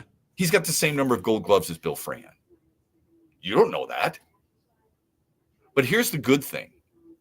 When you go to Coppercraft and want a new beer at Comerica Park, and you smell those roasted almonds behind you, at least you can turn around and see this big poster of 1968 and Mickey Lolich jumping into the arms of Bill Freehan, and then you might know a little bit about who he is. That's a good education for you. Good job. Who's that guy? I'm going to Google by the him. way, can we do me a favor? Can we hire somebody else who isn't from Detroit and doesn't know a damn thing about the history of the organization? Can we do that? That's a good idea. Chris, hire another guy from the upper Northwest. Bring him in here. Oh, he's a soccer guy? Nice job. That's my man. Way to go. That'll get the fan base rejuvenated. Way to go, man. Good decision. You want a pizza? Let's not. You want a pizza? You got to pay $20 for it. Yeah, for cardboard. So anyway, what are some of those numbers that should be retired that aren't? I would argue Bill Freehan, but they've already retired Sparky Anderson at 11. That bothered me. I'm not going to lie. It bothered me. Sparky Anderson won. Arguably the best manager in Tigers history, even though he went into the Hall of Fame as a Red. I want people who want to be here, Shep. Sparky Anderson, good job. All right, I love you. He's in as a Red, not as a Tiger. Had more wins as a Tiger than as a Red. Won more championships as a Red than a Tiger, but stayed longer in Detroit than he did in Cincinnati. But whatever. Yeah, that one is an age-old debate with Tigers fans. Not debate, but I think it's something that sticks in the craw for many a Tigers fan. Is that Sparky went in as a Red? Yeah. My bigger problem was, I don't think Detroit should have given him number 11. Because it shouldn't have been available to begin with? Is that what you're saying? I didn't think it should have been available. That's like if they handed out 24 to AJ Hinch right now or something like that. I guess maybe similar. I wouldn't go that far, but yeah, it's. I think the mindset is there for me. I think that would have been the right move. Number 13, not for Alex Avila. Sorry, Trent, but for Lance Parrish. Okay? Big wheel. Lance Parrish, in his career, 8 All-Stars, 3 Gold Gloves, 6 Silver Sluggers. 6 Silver Sluggers. Do you know the catchers who have more silver sluggers than Lance Parrish? Does Pudge? Yep. He's got For 7. his career? He's got 7, so one more. Who's got the most? It's a tough one. Piazza? Correct. He's got 10. There's only 2 guys who have more silver sluggers than Lance Parrish. Yeah, I was going to say, if I had to guess a third, I couldn't even give one to you. No Brian clue. McCann has 6. Okay. Buster Posey, as good as he is. San Francisco, right away, man. Let's retire that jersey. Bring him into the front office. Let's take care of that guy. What does Detroit do? No. 13? Mm-mm. No way. Oh, front office? No. You can manage A. You can manage AA. We'll give you the title of, assistant to the president, but we're not going to use you. We want nothing to do with you. In fact, we would prefer you be out of the organization. That's what this organization does. So I think 13 needs to be in that conversation. Mickey Lolich, number 29. That one shocks me. I know. Tarek Skubal, I get it. Tarek Skubal's great. He is. Mickey Lolich, more wins than Clayton Kershaw, more wins than Mark Burley as a lefty, right? I think he ranks 22nd all time in terms of lefties, but in American League, he's much higher than that. Done something nobody else has ever done. Those are the 3 numbers. Now that they have Whitaker retired, those are the 3 numbers that I think are most important. And those are the ones that would be in the conversation, as far as I'm concerned. Are you at all optimistic that any of them or all of them will get retired? None of them will be. None of them will be. That's a shame. Yep. But I've said this forever. Tigers never really did a good job of trying to promote any of those 3 players for Hall of Fame anyway. It's quite honestly, it's a shame. And I wish more people knew about it. Greg Wyshynski is going to join us at 8 o'clock. I said 8:35. He's had something come up. He needs to bump it to 8 o'clock. So we'll interview him at 8 o'clock when we come back here on X's and Bros. Greg Wyshynski, the senior NHL writer for ESPN.com, is next. Saturday, April 5th, Soaring Eagle Casino becomes Daryl's house. Don't miss a legend live, Daryl Hall, with special guest Glenn Kilbrook of Squeeze. Tickets start at $62 and are on sale now at the box office and etix.com. Make your favorite Sarah smile. Daryl Hall with Glenn Kilbrook, Saturday, April 5th at Soaring Eagle Casino and Resort. SoaringEagleCasino.com. That boat show music is back, and so is the Grand Rapids Boat Show. Let's go, gotta go, everyone. Time for fun. Sail, cruise, ski, relax. Everyone's making tracks. Boat show, gotta go, everyone. In the sun, come on down, get it done. Just at water for some fun. Michigan's most spectacular boat show cruises into DeVos Place. It's the Grand Rapids Boat Show this week, February 12th through 16th. Get that boat and get that deal. Check out over 400 boats. Spacious new family runabouts, ski and surf boats, fishing boats, center consoles, and deluxe pontoons. Great Lakes cruisers and motor yachts. For complete boat line listing and to plan your visit, go to grboatshow.com. See one of the finest antique boat displays in the country. Register to win an HO Sports inflatable floating play pad from Action Water Sports. And see live Stingray encounters daily. That's the Grand Rapids Boat Show, February 12th through 16th, this Wednesday through Sunday at DeVos Place, grboatshow.com. Valentine's Day is a good deal sweeter when you shop at Meijer. This week, select bagged Valentine's Day candy is buy one, get one 50% off. Fresh from Meijer chocolate dipped strawberries are just $9.99. Certified Angus beef New York strip steak is $11.99 a pound. And our floral department is overflowing with beautiful fresh Valentine's Day bouquets and flower arrangements. Count on Meijer to bring more from the heart to Valentine's Day. Exclusions apply. See all deals in-store, in the Meijer app, and online at Meijer.com. Hey, Michigan fans, did you know that your favorite craft brewery is also a proud supporter of Michigan athletics? That's right. Founders Brewing Company has been brewing up high-quality, highly rated beers like All Day IPA, Michigan Pilsner, and their new Mortal Bloom right here in Michigan for over 25 years. As a proud supporter of Michigan athletics, they're here to help you celebrate every Wolverine win with the perfect beer in hand. Whether you're at the game, tailgating, or watching from home, there's nothing like enjoying a Michigan-made beer from Founders. Learn more at foundersbrewing.com.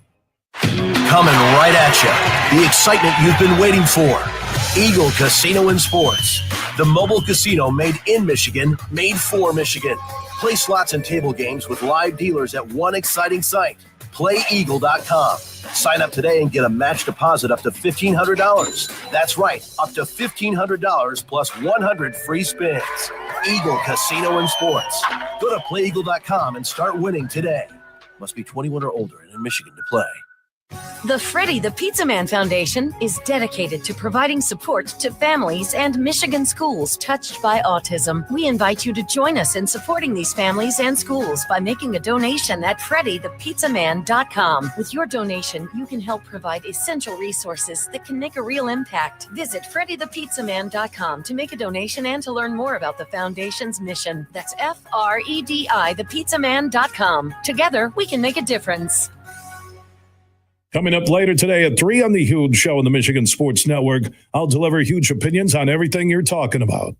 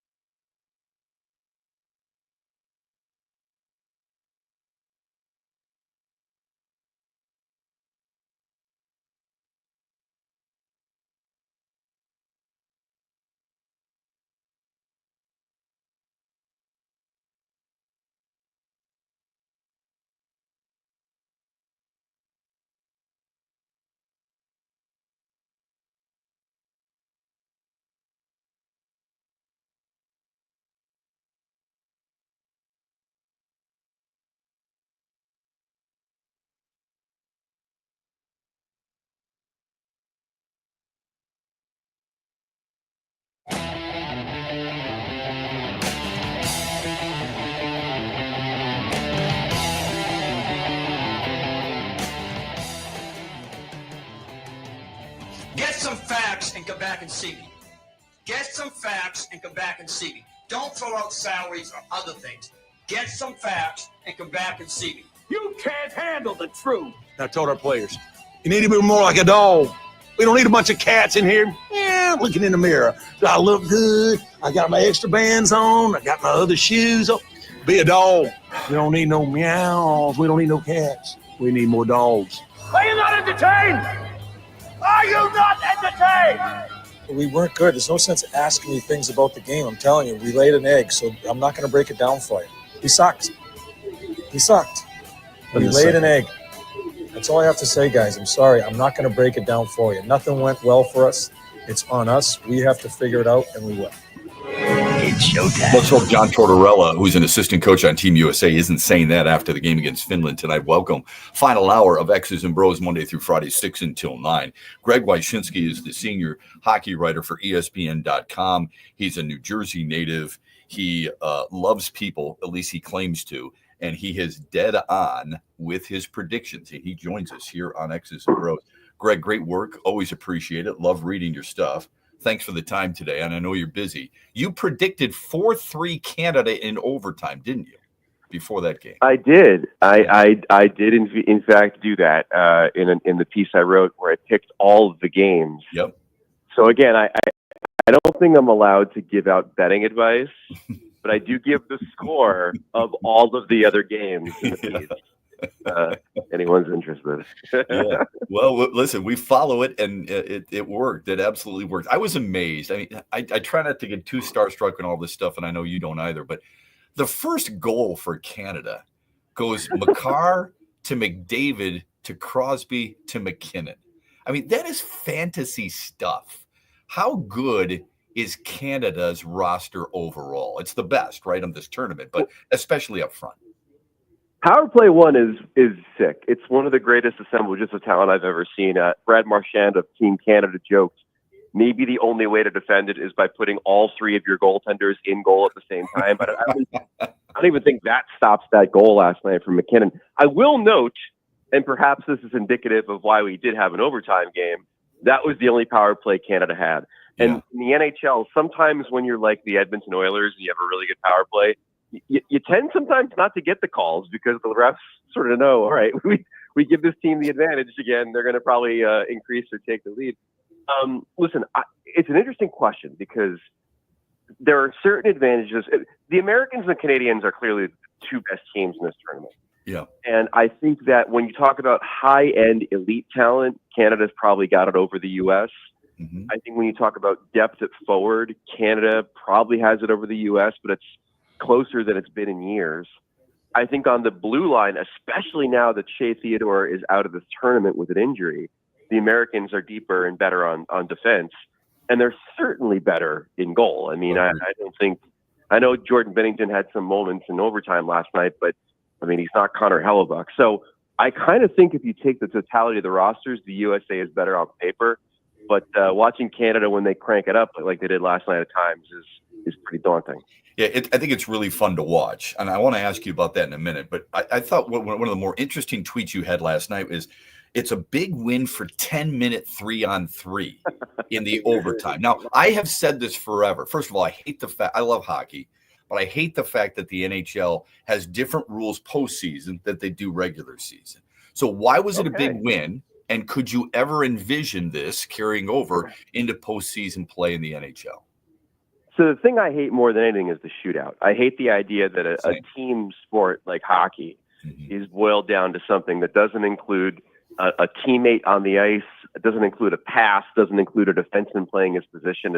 It's an embarrassing way to determine the winner of what happened in the previous 65 minutes. 100%. There's been a lot of people that said we could probably get rid of shootouts if we extend the 3-on-3 overtime. Like the idea of giving 10 minutes to these guys to end the game means we might not even have shootouts. And I think last night was a good example. You're watching that, and yeah, it is exhausting watching it, but it does end with a result in overtime before the shootout.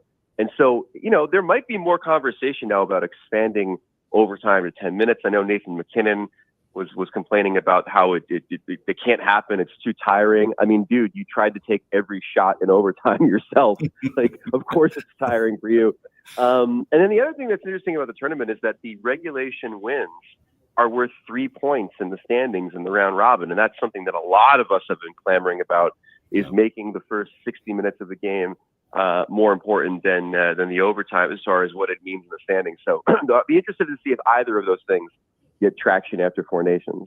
Greg Wyshynski is the senior hockey writer for ESPN.com. You can follow him on Twitter at Wyshynski. Great stuff. And covering the Four Nations tournament, which I absolutely love and I think is good for the sport. But I want your perspective on this, since I think you can give one that maybe we haven't been able to, really grab from anybody else. I've already told you, I love hockey. I don't think they do a great job of marketing their sport or their athletes. What does hockey need to do to become more top mind awareness in sports fans in your mind? So one of the things is what we saw last night. I mean, there are certain selling points for hockey that are going to translate to a casual fan. And one of them is international play. Like, we all understand guys that represent the U.S. and are trying to win a championship. And we're going to make time to watch that no matter what the sport is. Okay. And so last night being a calling card for the rest of the tournament, where even hockey fans are skeptical. We're like, is this just going to be a glorified all-star game? Is it going to be played at half speed? Is there even going to be hitting? Mm-hmm. And then you watch the game last night and you're like, oh my God, we get more of this now? Like, it's a pretty great advertisement for the rest of what they're doing. But in totality, the real issue is that, it's a sport that doesn't always translate well on television. The minute you go to a game, you're captivated, you're entranced by it. It's one of the best live experiences of anything in life, but it costs a lot to go to the games. And so, it's a constant conundrum. There aren't enough people that play hockey to understand it. It's hard to go to watch it on television. It's expensive to go to the games. But the good news is that they're leaning more into international play. They're leaning more into the players having a little bit of personality. And this generation of players, by the way, who grew up on social media, certainly are more open to things like the Amazon documentary that they did for hockey recently that was by the Drive to Survive people. Yes. So we're getting a little bit closer to cracking the code, I think, and getting more people interested in hockey. But there's always going to be real obstacles. I mean, when some of your best players are American or Canadian, sometimes it's going to be a tough bridge to cross. And the NHL has faced that for a while. I think that's an excellent response, and you've convinced me of it. Personally, you don't have to comment on this. I wish your 4-letter network would bring people like you on to talk more about it. I was excited before the Four Nations tournament, and I watched a little bit, and I don't watch a ton, no offense, but they did a longer piece on flipping USC, UCLA women's basketball than they did on the Four Nations tournament. And I was enraged. And I'm not going to lie to you. I was so pissed when I watched that. That said, I think you just answered my next question, was what this tournament does for the sport. How good can USA be, and what will be their challenge moving forward, especially tonight against Finland? Well, on your first point, I will say that, like, I obviously, do most of my work on the digital side, and if people are interested in the tournament and breaking it down and stuff, I think all of the writers have done really good work, and ESPN.com luckily has promoted that work in a significant way. So do check us out. Mm-hmm. What does USA have to do to win? First of all, take a clue from Canada and understand that this tournament's real, and that the Finns are always tough to play against. And understand that the speed and the pace and the tempo is going to be something you have to be prepared for. But mostly, just make sure that you spend all your time in that zone, in that attacking zone. Finland has been decimated by injuries before this tournament. 3 of the defensemen they named to their roster are not playing due to injury. One of them, Miro Heiskanen, is clearly their best defenseman. Nobody on the Finnish blue line plays top pairing minutes in the NHL. So the Americans have the distinct advantage of being able to go on the attack and knowing that they're not playing against, Cale Makar or Victor Hedman back there. Yeah. And so I get up on them early, spend most of your time in the attacking zone. But the thing I want to see most from the Americans tonight, show me a little chemistry. Show me that these guys on this team know their role. Mike Modano, a hockey legend from the U.S., once told me that the difference between Canada and the U.S. in these tournaments is that the Canadians can check their egos at the door and play roles on a team while the Americans usually can't. So I want to see more of that tonight. I want to see Dylan Larkin, for example, embrace the role of being a penalty killer and more of a defensive guy in the lineup. Yeah. And it's important to start seeing that, because what is looming on Saturday night against the Canadians. God, it's fun. It really is. This is great stuff. Let me just thank you on behalf of all hockey fans out there for what you do, and I mean that sincerely. Oh, and you and the people you work with. Keep pushing for the television side, will you please? Because NHL deserves a voice. They are great people to deal with. I've said this forever, and covering hockey for over 20 years in Detroit. They are the best athletes to deal with, bar none. They just don't come across that way because they don't get the opportunity to do that. So keep up the great work. Enjoy the Four Nations tournament. I hope we can talk again. Thank you, sir. Really appreciate it. Thanks for having me. Yeah, you bet. That's Greg Wyshynski joining us here from ESPN.com. Really good stuff. We could use it. I bet you I could take up a full hour talking with him about the different topics that's going on in the NHL and just how good this tournament truly is. Our phone number on the Meyer hotline is 866-838-4843. You can text our program, Sports Radio, to 21,000. When we come back, we'll get to the Daily Wager. We'll get to the results from yesterday's poll question and more here on X's and Bros. At Soaring Eagle Casino and Resort, the legendary Tower of Power. Down to the nightclub. Saturday night, March 8th, and same show, same night. It's war. Tickets start at $47 and are on sale now at the box office and etix.com. Get yourself to Bump City. March 8th at Soaring Eagle Casino and Resort, War and Tower of Power. SoaringEagleCasino.com.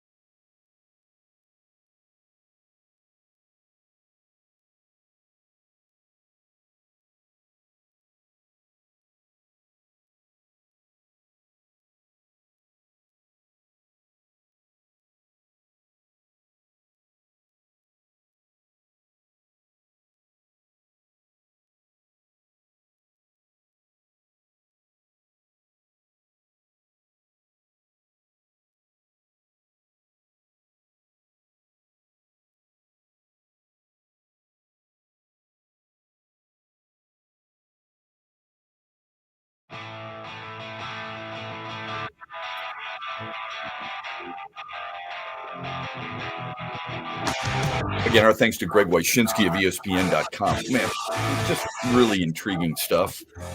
Kudos to Trent Bally, our producer, for booking Greg. He was insightful and so well informed about what's going on in the Four Nations tournament. We'll talk more about the Four Nations tournament tomorrow because Team USA plays Finland later on tonight. I do want to get to something Trent and I were talking about a little bit yesterday about what we've noticed in Matt Patricia getting sorry, I thought I was can't even finish the thought without laughing. Matt Patricia is the new co-defensive coordinator at Ohio State, or the Ohio State University. Immediately you start to shiver, you start to shake, you start to convulse when you think of Matt Patricia as a head coach or as a coach in general. We'll get to that coming up at 8:35 because I want to play a little game here with you and see if there's a coach, doesn't have to be with the Lions, coach or a manager who you'd like to have back, used to be in your city, used to be with your team, and you brought it back, or a guy you never want to see again, but you only get one. You only get one of each. The hard one will be who you never want to see again, ever. There's a lot more to choose from there, isn't there? There's a lot more to choose from with that. So we'll get to that at 8:35. Let's get to the final results of the poll question from yesterday. Now, Michigan State lost to Indiana the other night. It was disappointing. I don't know what was more disappointing, the loss or the fact that I texted my daughter and said, are you watching your school possibly make history? Hour goes by, 2 hours go by, 3 hours go by. My thought is, she is not. She's like, Dad, what'd you tell me to watch this for? So she texts me later, no, did we win? That's great. I texted back, no, what were you doing? Sorry, Dad, I was studying. I was at the library. There you go. Okay, that's fine. It's a worthy excuse. And she did a great job. She did. Her first semester, she got 3-4 points on her classes. And considering she's only got 4 classes, pretty nice. Good. Yeah. So she's loving MSU. I just wish she was going to those games more often.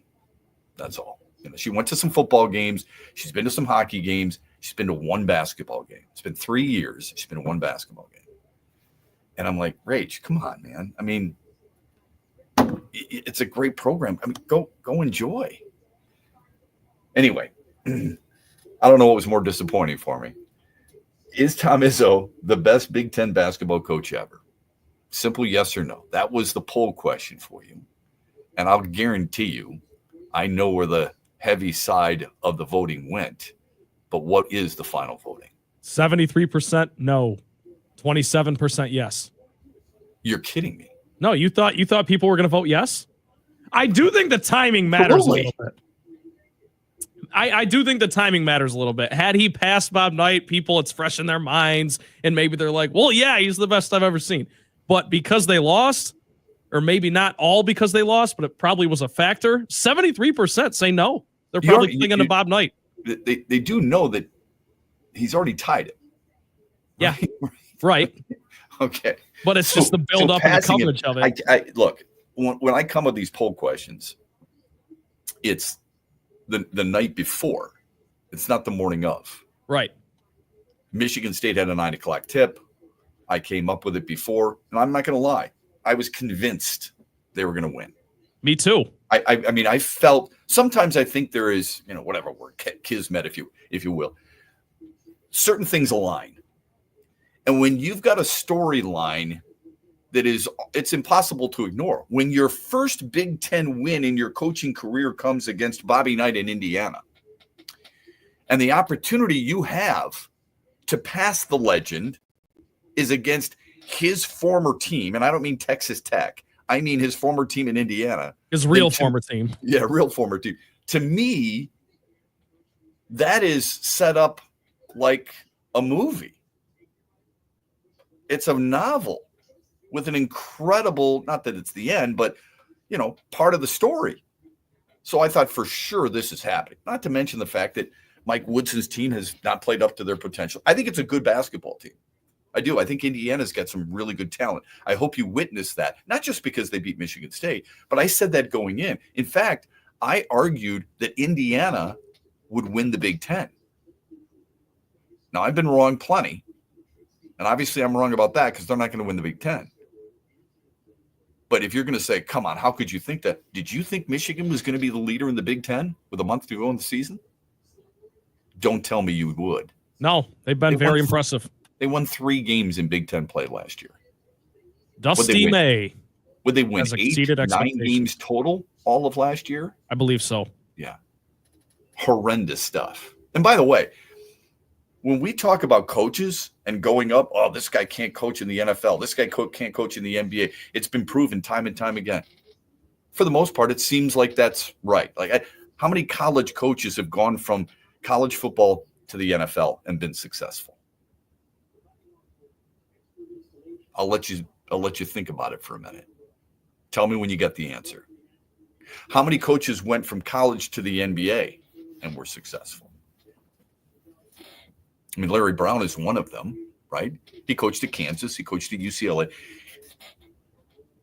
How many guys go from the pros, like Mike Woodson, to college and failed? He's not getting it done. Charlie Weiss went from the NFL to Notre Dame. Failed. It's not just one way or the other. And you would think, by the way, these are good coaches, right? If I said to you, Mike Woodson's got a lot of experience and was a hero at Indiana. He's a really good player there. You would think he's got a pretty good idea of how to reach players. Wouldn't you? Especially with the NBA. Yeah. Or maybe you're a little more distant in the NBA. You can't be as involved with them as you have to be at the collegiate level. I would have guessed that Charlie Weiss, learning under Bill Belichick, even though I didn't like him, would have been successful in college.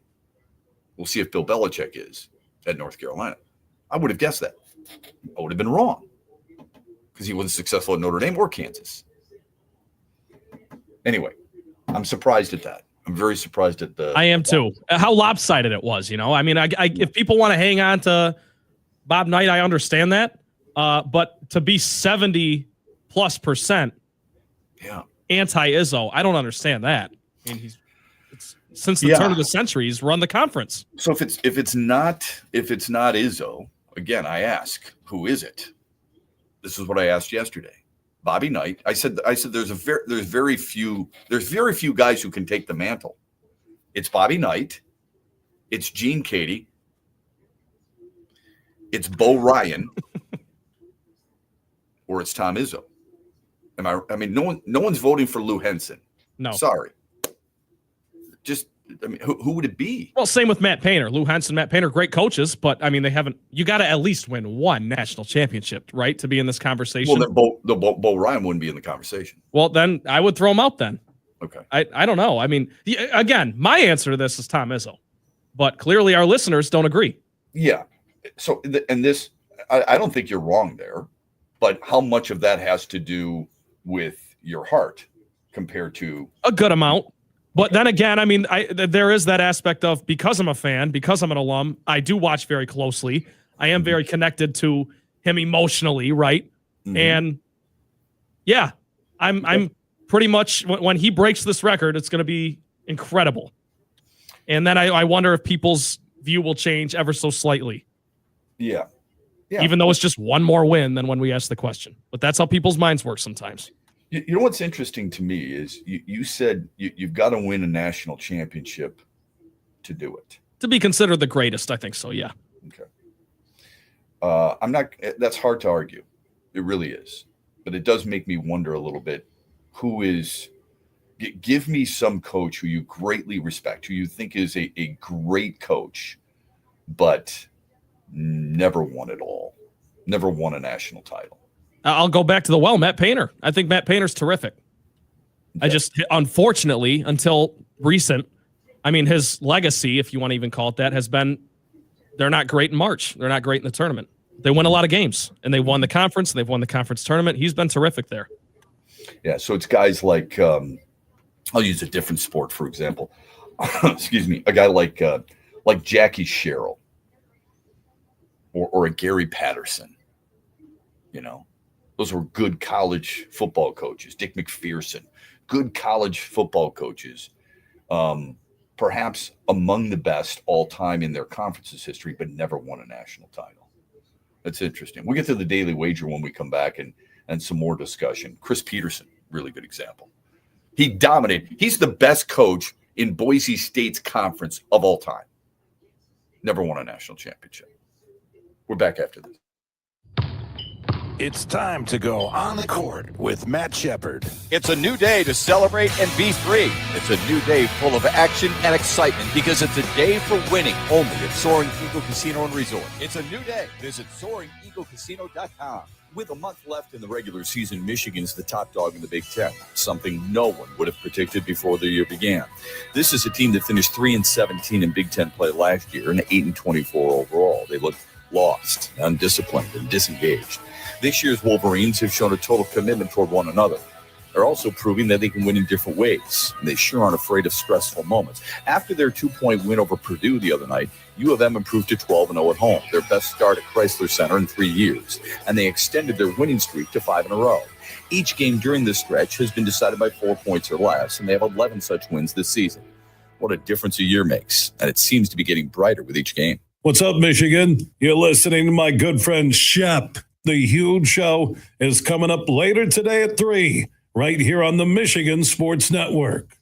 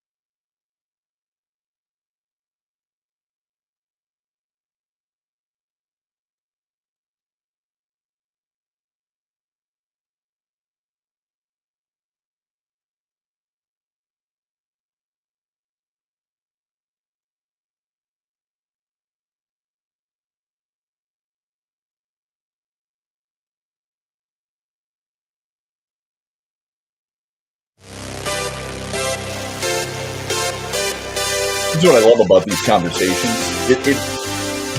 It requires somebody else sometimes to think of to force you to think one way after being dead set on something else. So like Trent says, in order for you to be the best coach in your conference, we were talking about our poll question, Tom Izzo, that 73% of you said he's not the best coach all time in Big Ten history. It's debatable. It's probably either him or Bobby Knight. But Trent said you got to win a championship, a national championship, in order to be considered that. And my immediate reaction was, yeah, I can see that. I understand why you think that. I'm not saying you're wrong. Then I got to thinking of the coaches all time who I would consider among the best, if not the best, in their conferences. And did they win a championship? Now, some are a little bit more, they coached in a couple of different conferences. So Eddie Sutton is a name that comes to mind. And Eddie Sutton coached at Kentucky and coached at Oklahoma State and won over 800 games. You're trying to tell me he's not one of the best coaches his conference has ever had? There's 8 coaches, I think, who have 800 wins or more. He's one of them. That's a tough sell. Guy Lewis, I don't know if you recall, he's the guy who had the plaid towel over his shoulder when he coached at Houston and coached Phi Sama Jama. Yeah, that was with Clyde Drexler and Hakeem Olajuwon. And people probably go, how the hell did you not win a championship with them? I get why you'd say that. He got his team to 5 Final Fours. He's got to be in that conversation. And had it not been for Jim Valvano's Cinderella run, he would have a ring. Yeah. Guy Lewis, that is. And look, we can't play that game, right? I mean, you could do that. Oh, yeah, you'd be here all day. Right. Yeah. Ray Meyer was the head coach at DePaul for 42 years. Never won a championship. He coached Terry Cummings and Mark Aguirre and Rod Strickland. I mean, he had some incredible talent there.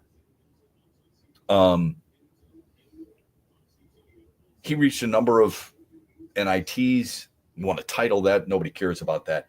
He did reach a Final Four in 1979 when Michigan State won their first national championship with Greg Kelser, Magic Johnson, and Ron Charles and the like. But 37 years plus at DePaul, 725 wins or so, 724 to be exact. I mean, not the best in the conference's history? That's a great example. That's the one that if you want to argue you have to win a championship, that's a perfect example right there. Yeah, longevity, wins, prolific players, deep runs, NITs, all that stuff. That matters. Yeah. I had mentioned Lou Henson. Lou Henson's got 214 Big Ten wins from his days at Illinois and reached the Final Four. He reached the Final Four with that Nick Anderson-led team. Do you remember it? Turner Gill was on that team. Do you remember him? He played for Charlotte, played for the Charlotte Hornets. That dude had a really good team, but lost to Michigan in the Final Four with Terry Mills in 1989. I'm not saying he's in that conversation in the Big Ten, but yeah, you're just coming up with names that might. I'm just thinking of play guys. Devil's advocate to the point. I'm just thinking of guys in general, like John Chaney and Lou Carnesecca. They've got to be in the conversation with those conferences, don't they? I would think so. When you're especially Lou Carnesecca, yeah. Yeah, when you coach as long as those guys did, but not just that. When they had wins, they had 500. Lou Carnesecca was 526 and 200 in his career at St. John's with guys like Chris Mullen and the like. That's pretty damn good. John Chaney, 516 wins at Temple. That's a hard place to win. Those are just some of the names that I was thinking about. Anyway, good stuff. All right, let's get to the Daily Wager from yesterday and today. Go. Last night we had the Pistons to cover 7. Easy money right there. They win by 18. Ding. Yeah. So tonight I will stick with the Four Nations Face-Off tournament. All right. Finland at USA. I'm just going to take the over 6 goals. I want to see sparks fly. I think the U.S. wins tonight. Shep, I don't know what your prediction is for that game, but I'll take the over 6 goals. 5-1? 5-1, 6-1, 6-2. Yeah, I think Greg Wyshynski brought up a really good point about the D-Corps in Finland. The USA has the second best forward lines in the world, you're not beating Canada's. Sorry. I mean, there's right. the amount of talent up front for Canada was dripping with gold star standards. You brought it up. If you watched last night, I mean, it's what dreams are made of. It's are video really game fun to stuff. watch. I said this two days ago as part of it. I said Canada's got the edge of the forwards.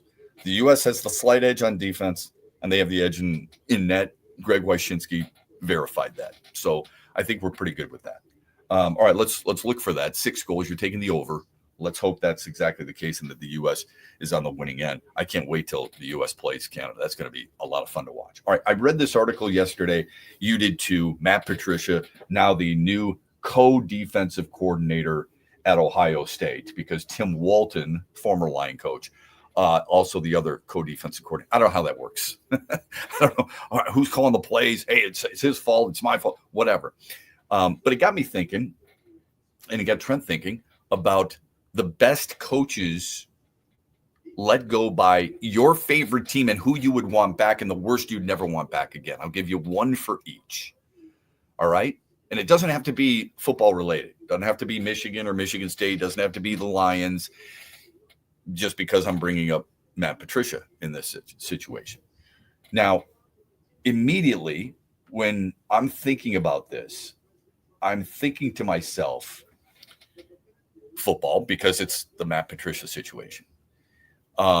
If this were last year and you were a Michigan fan, you would probably say, I want Juwan Howard gone, John Beilein back, but the one name would be a guy like Brian Ellerby in basketball. You'd never want him again. Michigan State basketball doesn't know what that's like, because you love Judd Heathcote, and rightfully so, and you love Tom Izzo. Okay? Unless you're a big Gus Ganakis guy. Maybe not. Anyway, I think football when it comes to this. Here's my problem. I know who I'd want back. Not that he would take the place of Dan Campbell. I'm just saying the one guy I would welcome back if the circumstances were, oh my gosh, you have to replace your current situation with a past coach. Who would it be? It wouldn't be Wayne Fontenot. It'd be Jim Caldwell. The one guy you don't want back is where I struggle. They've had so many bad coaches. It's hard to whittle it down to one guy. I don't know who it would be. Patricia's name, immediately people think. But Jim Schwartz was the smartest guy in the room. Good defensive coordinator. Terrible dude. Marty Morningwig, a complete moron. Darryl Rogers, not a good coach. Wayne Fontes, way over his head. Rod Marinelli, losing seasons, winless seasons. One winless, 0-16 was Rod Marinelli. So I don't know who to choose. I am literally stuck.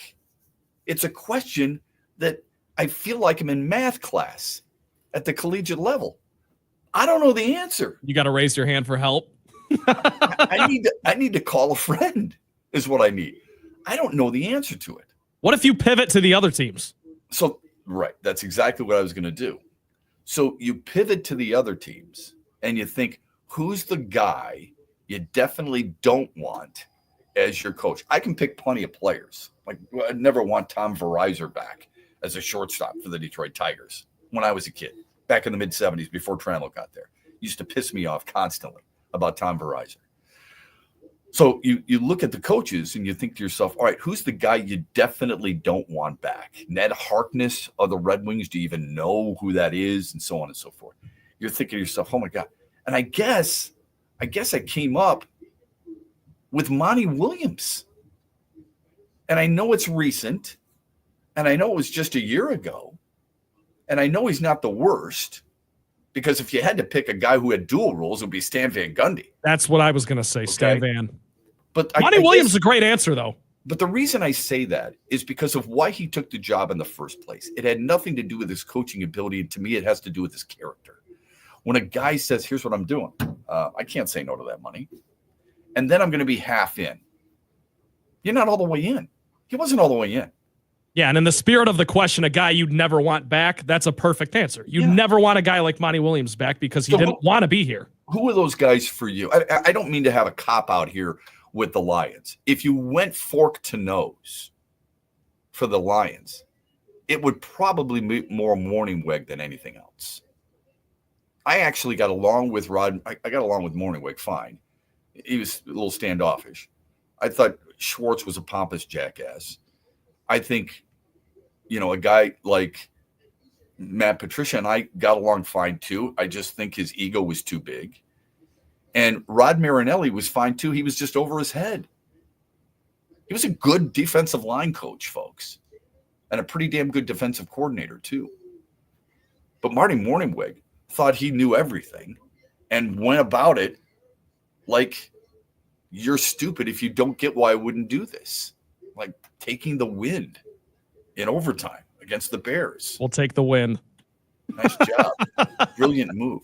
But it's not just that. There's a lot of other things that to me were just didn't sit well. So I'd probably take Morningweg more than anything else. Who are the guys that you would say, yeah, I would welcome him back, but I definitely, and the other guy is, I don't want him back ever. Meyer Hotline, 866-838-4843, or you can text us, Sports Radio to 21,000. We'll get to some texts here, but first, Trent, who are yours?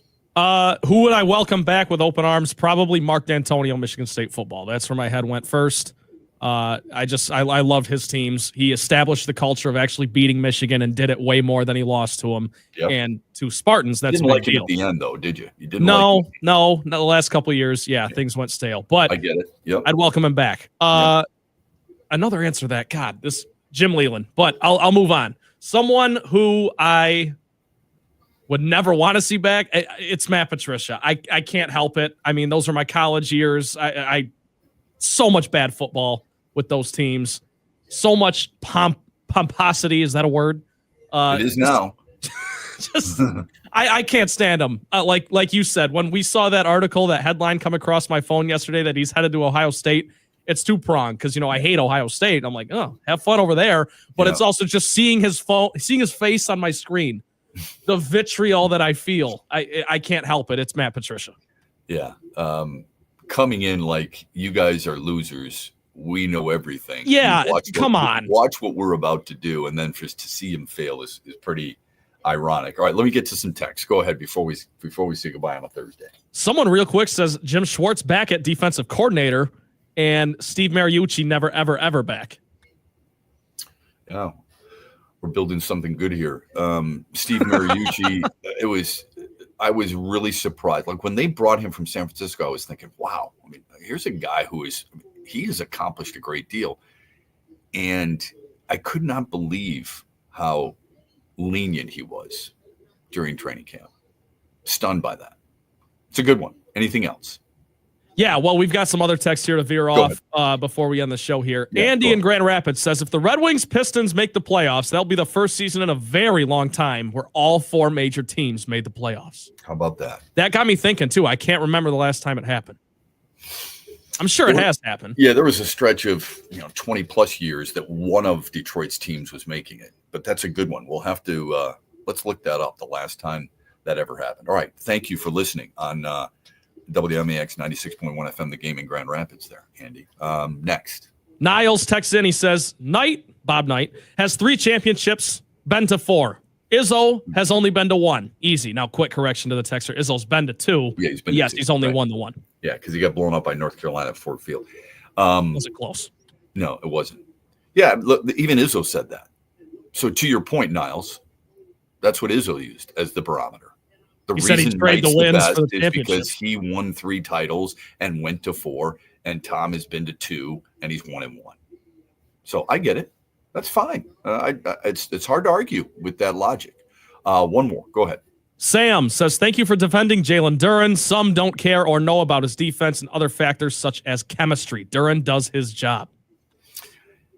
Yeah, no problem with that. I don't take it like he's my favorite player, and I don't think you're suggesting that. But I do believe accepting roles on teams and in life are really important. Not everybody can be the best player on a team. And sometimes I believe it's really important for a player to understand what their strengths and weaknesses are. He understands that. Now, it's not the complete player you and I want him to be yet. Will he get there? I don't know. Can anybody say for certain? Probably not. But I would suggest early review is he's never going to be that guy.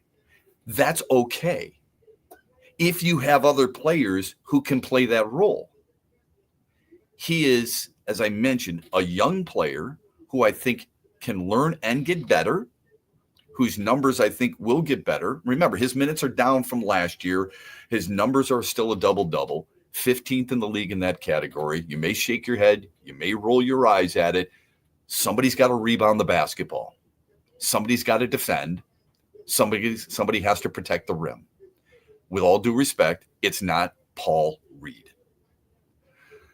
I don't know what kind of contract Jalen Duren is eventually going to command. But for right now, I'll take him on this team as a guy who's going to get better under JB Bickerstaff, and a guy on this team who is willing to play his role and do what this team needs him to do. They require somebody to rebound, defend the rim, and somebody to defend. And he's done a pretty good job of that. I'm not calling him an all-star, all right? I'm not going to go overboard with that. But I think it's rather disappointing to hear people say, you're never going to change my mind because I've got it made up after watching a guy for 3 years. Here's what I would ask you. And perhaps it's an unfair comparison, but I would ask you this. Are you better at your job now? Or even let's take you back in time. Hit a time machine, Bob. 5 years doing one thing. Your 5th year. Were you better than year 3? I hope so. Probably. Okay. I don't know how long is long enough. Obviously, at least in this case, Freddie has made up his mind. And really, it's been not after 3 years. It's been after 2. Because he said this before the year began. So his mind was made up after 2 years. Trent's mind is made up about Spencer Torkelson after 3 years. Okay, that's fine. I just hope people who are making that judgment would be understanding if people felt like they have made up their mind about your performance in the same period of time doing your job. I think people can get better if they care and if they work. I think the kid works, and I think he cares. I'm never going to expect him to knock down 3 corners from the wing or the corner or the top of the arc. I'm going to expect him to do things that he does right now as good, if not better, than before. In other words, I want to see him progress, and let's hope he does. Our thanks to Greg Wyszynski. Our thanks to you for your calls and your texts. To Trent Valley as our producer. We're back with you tomorrow morning, 6 o'clock here on X's and Bros. These same stations, the Bill Simonson, The Huge Show,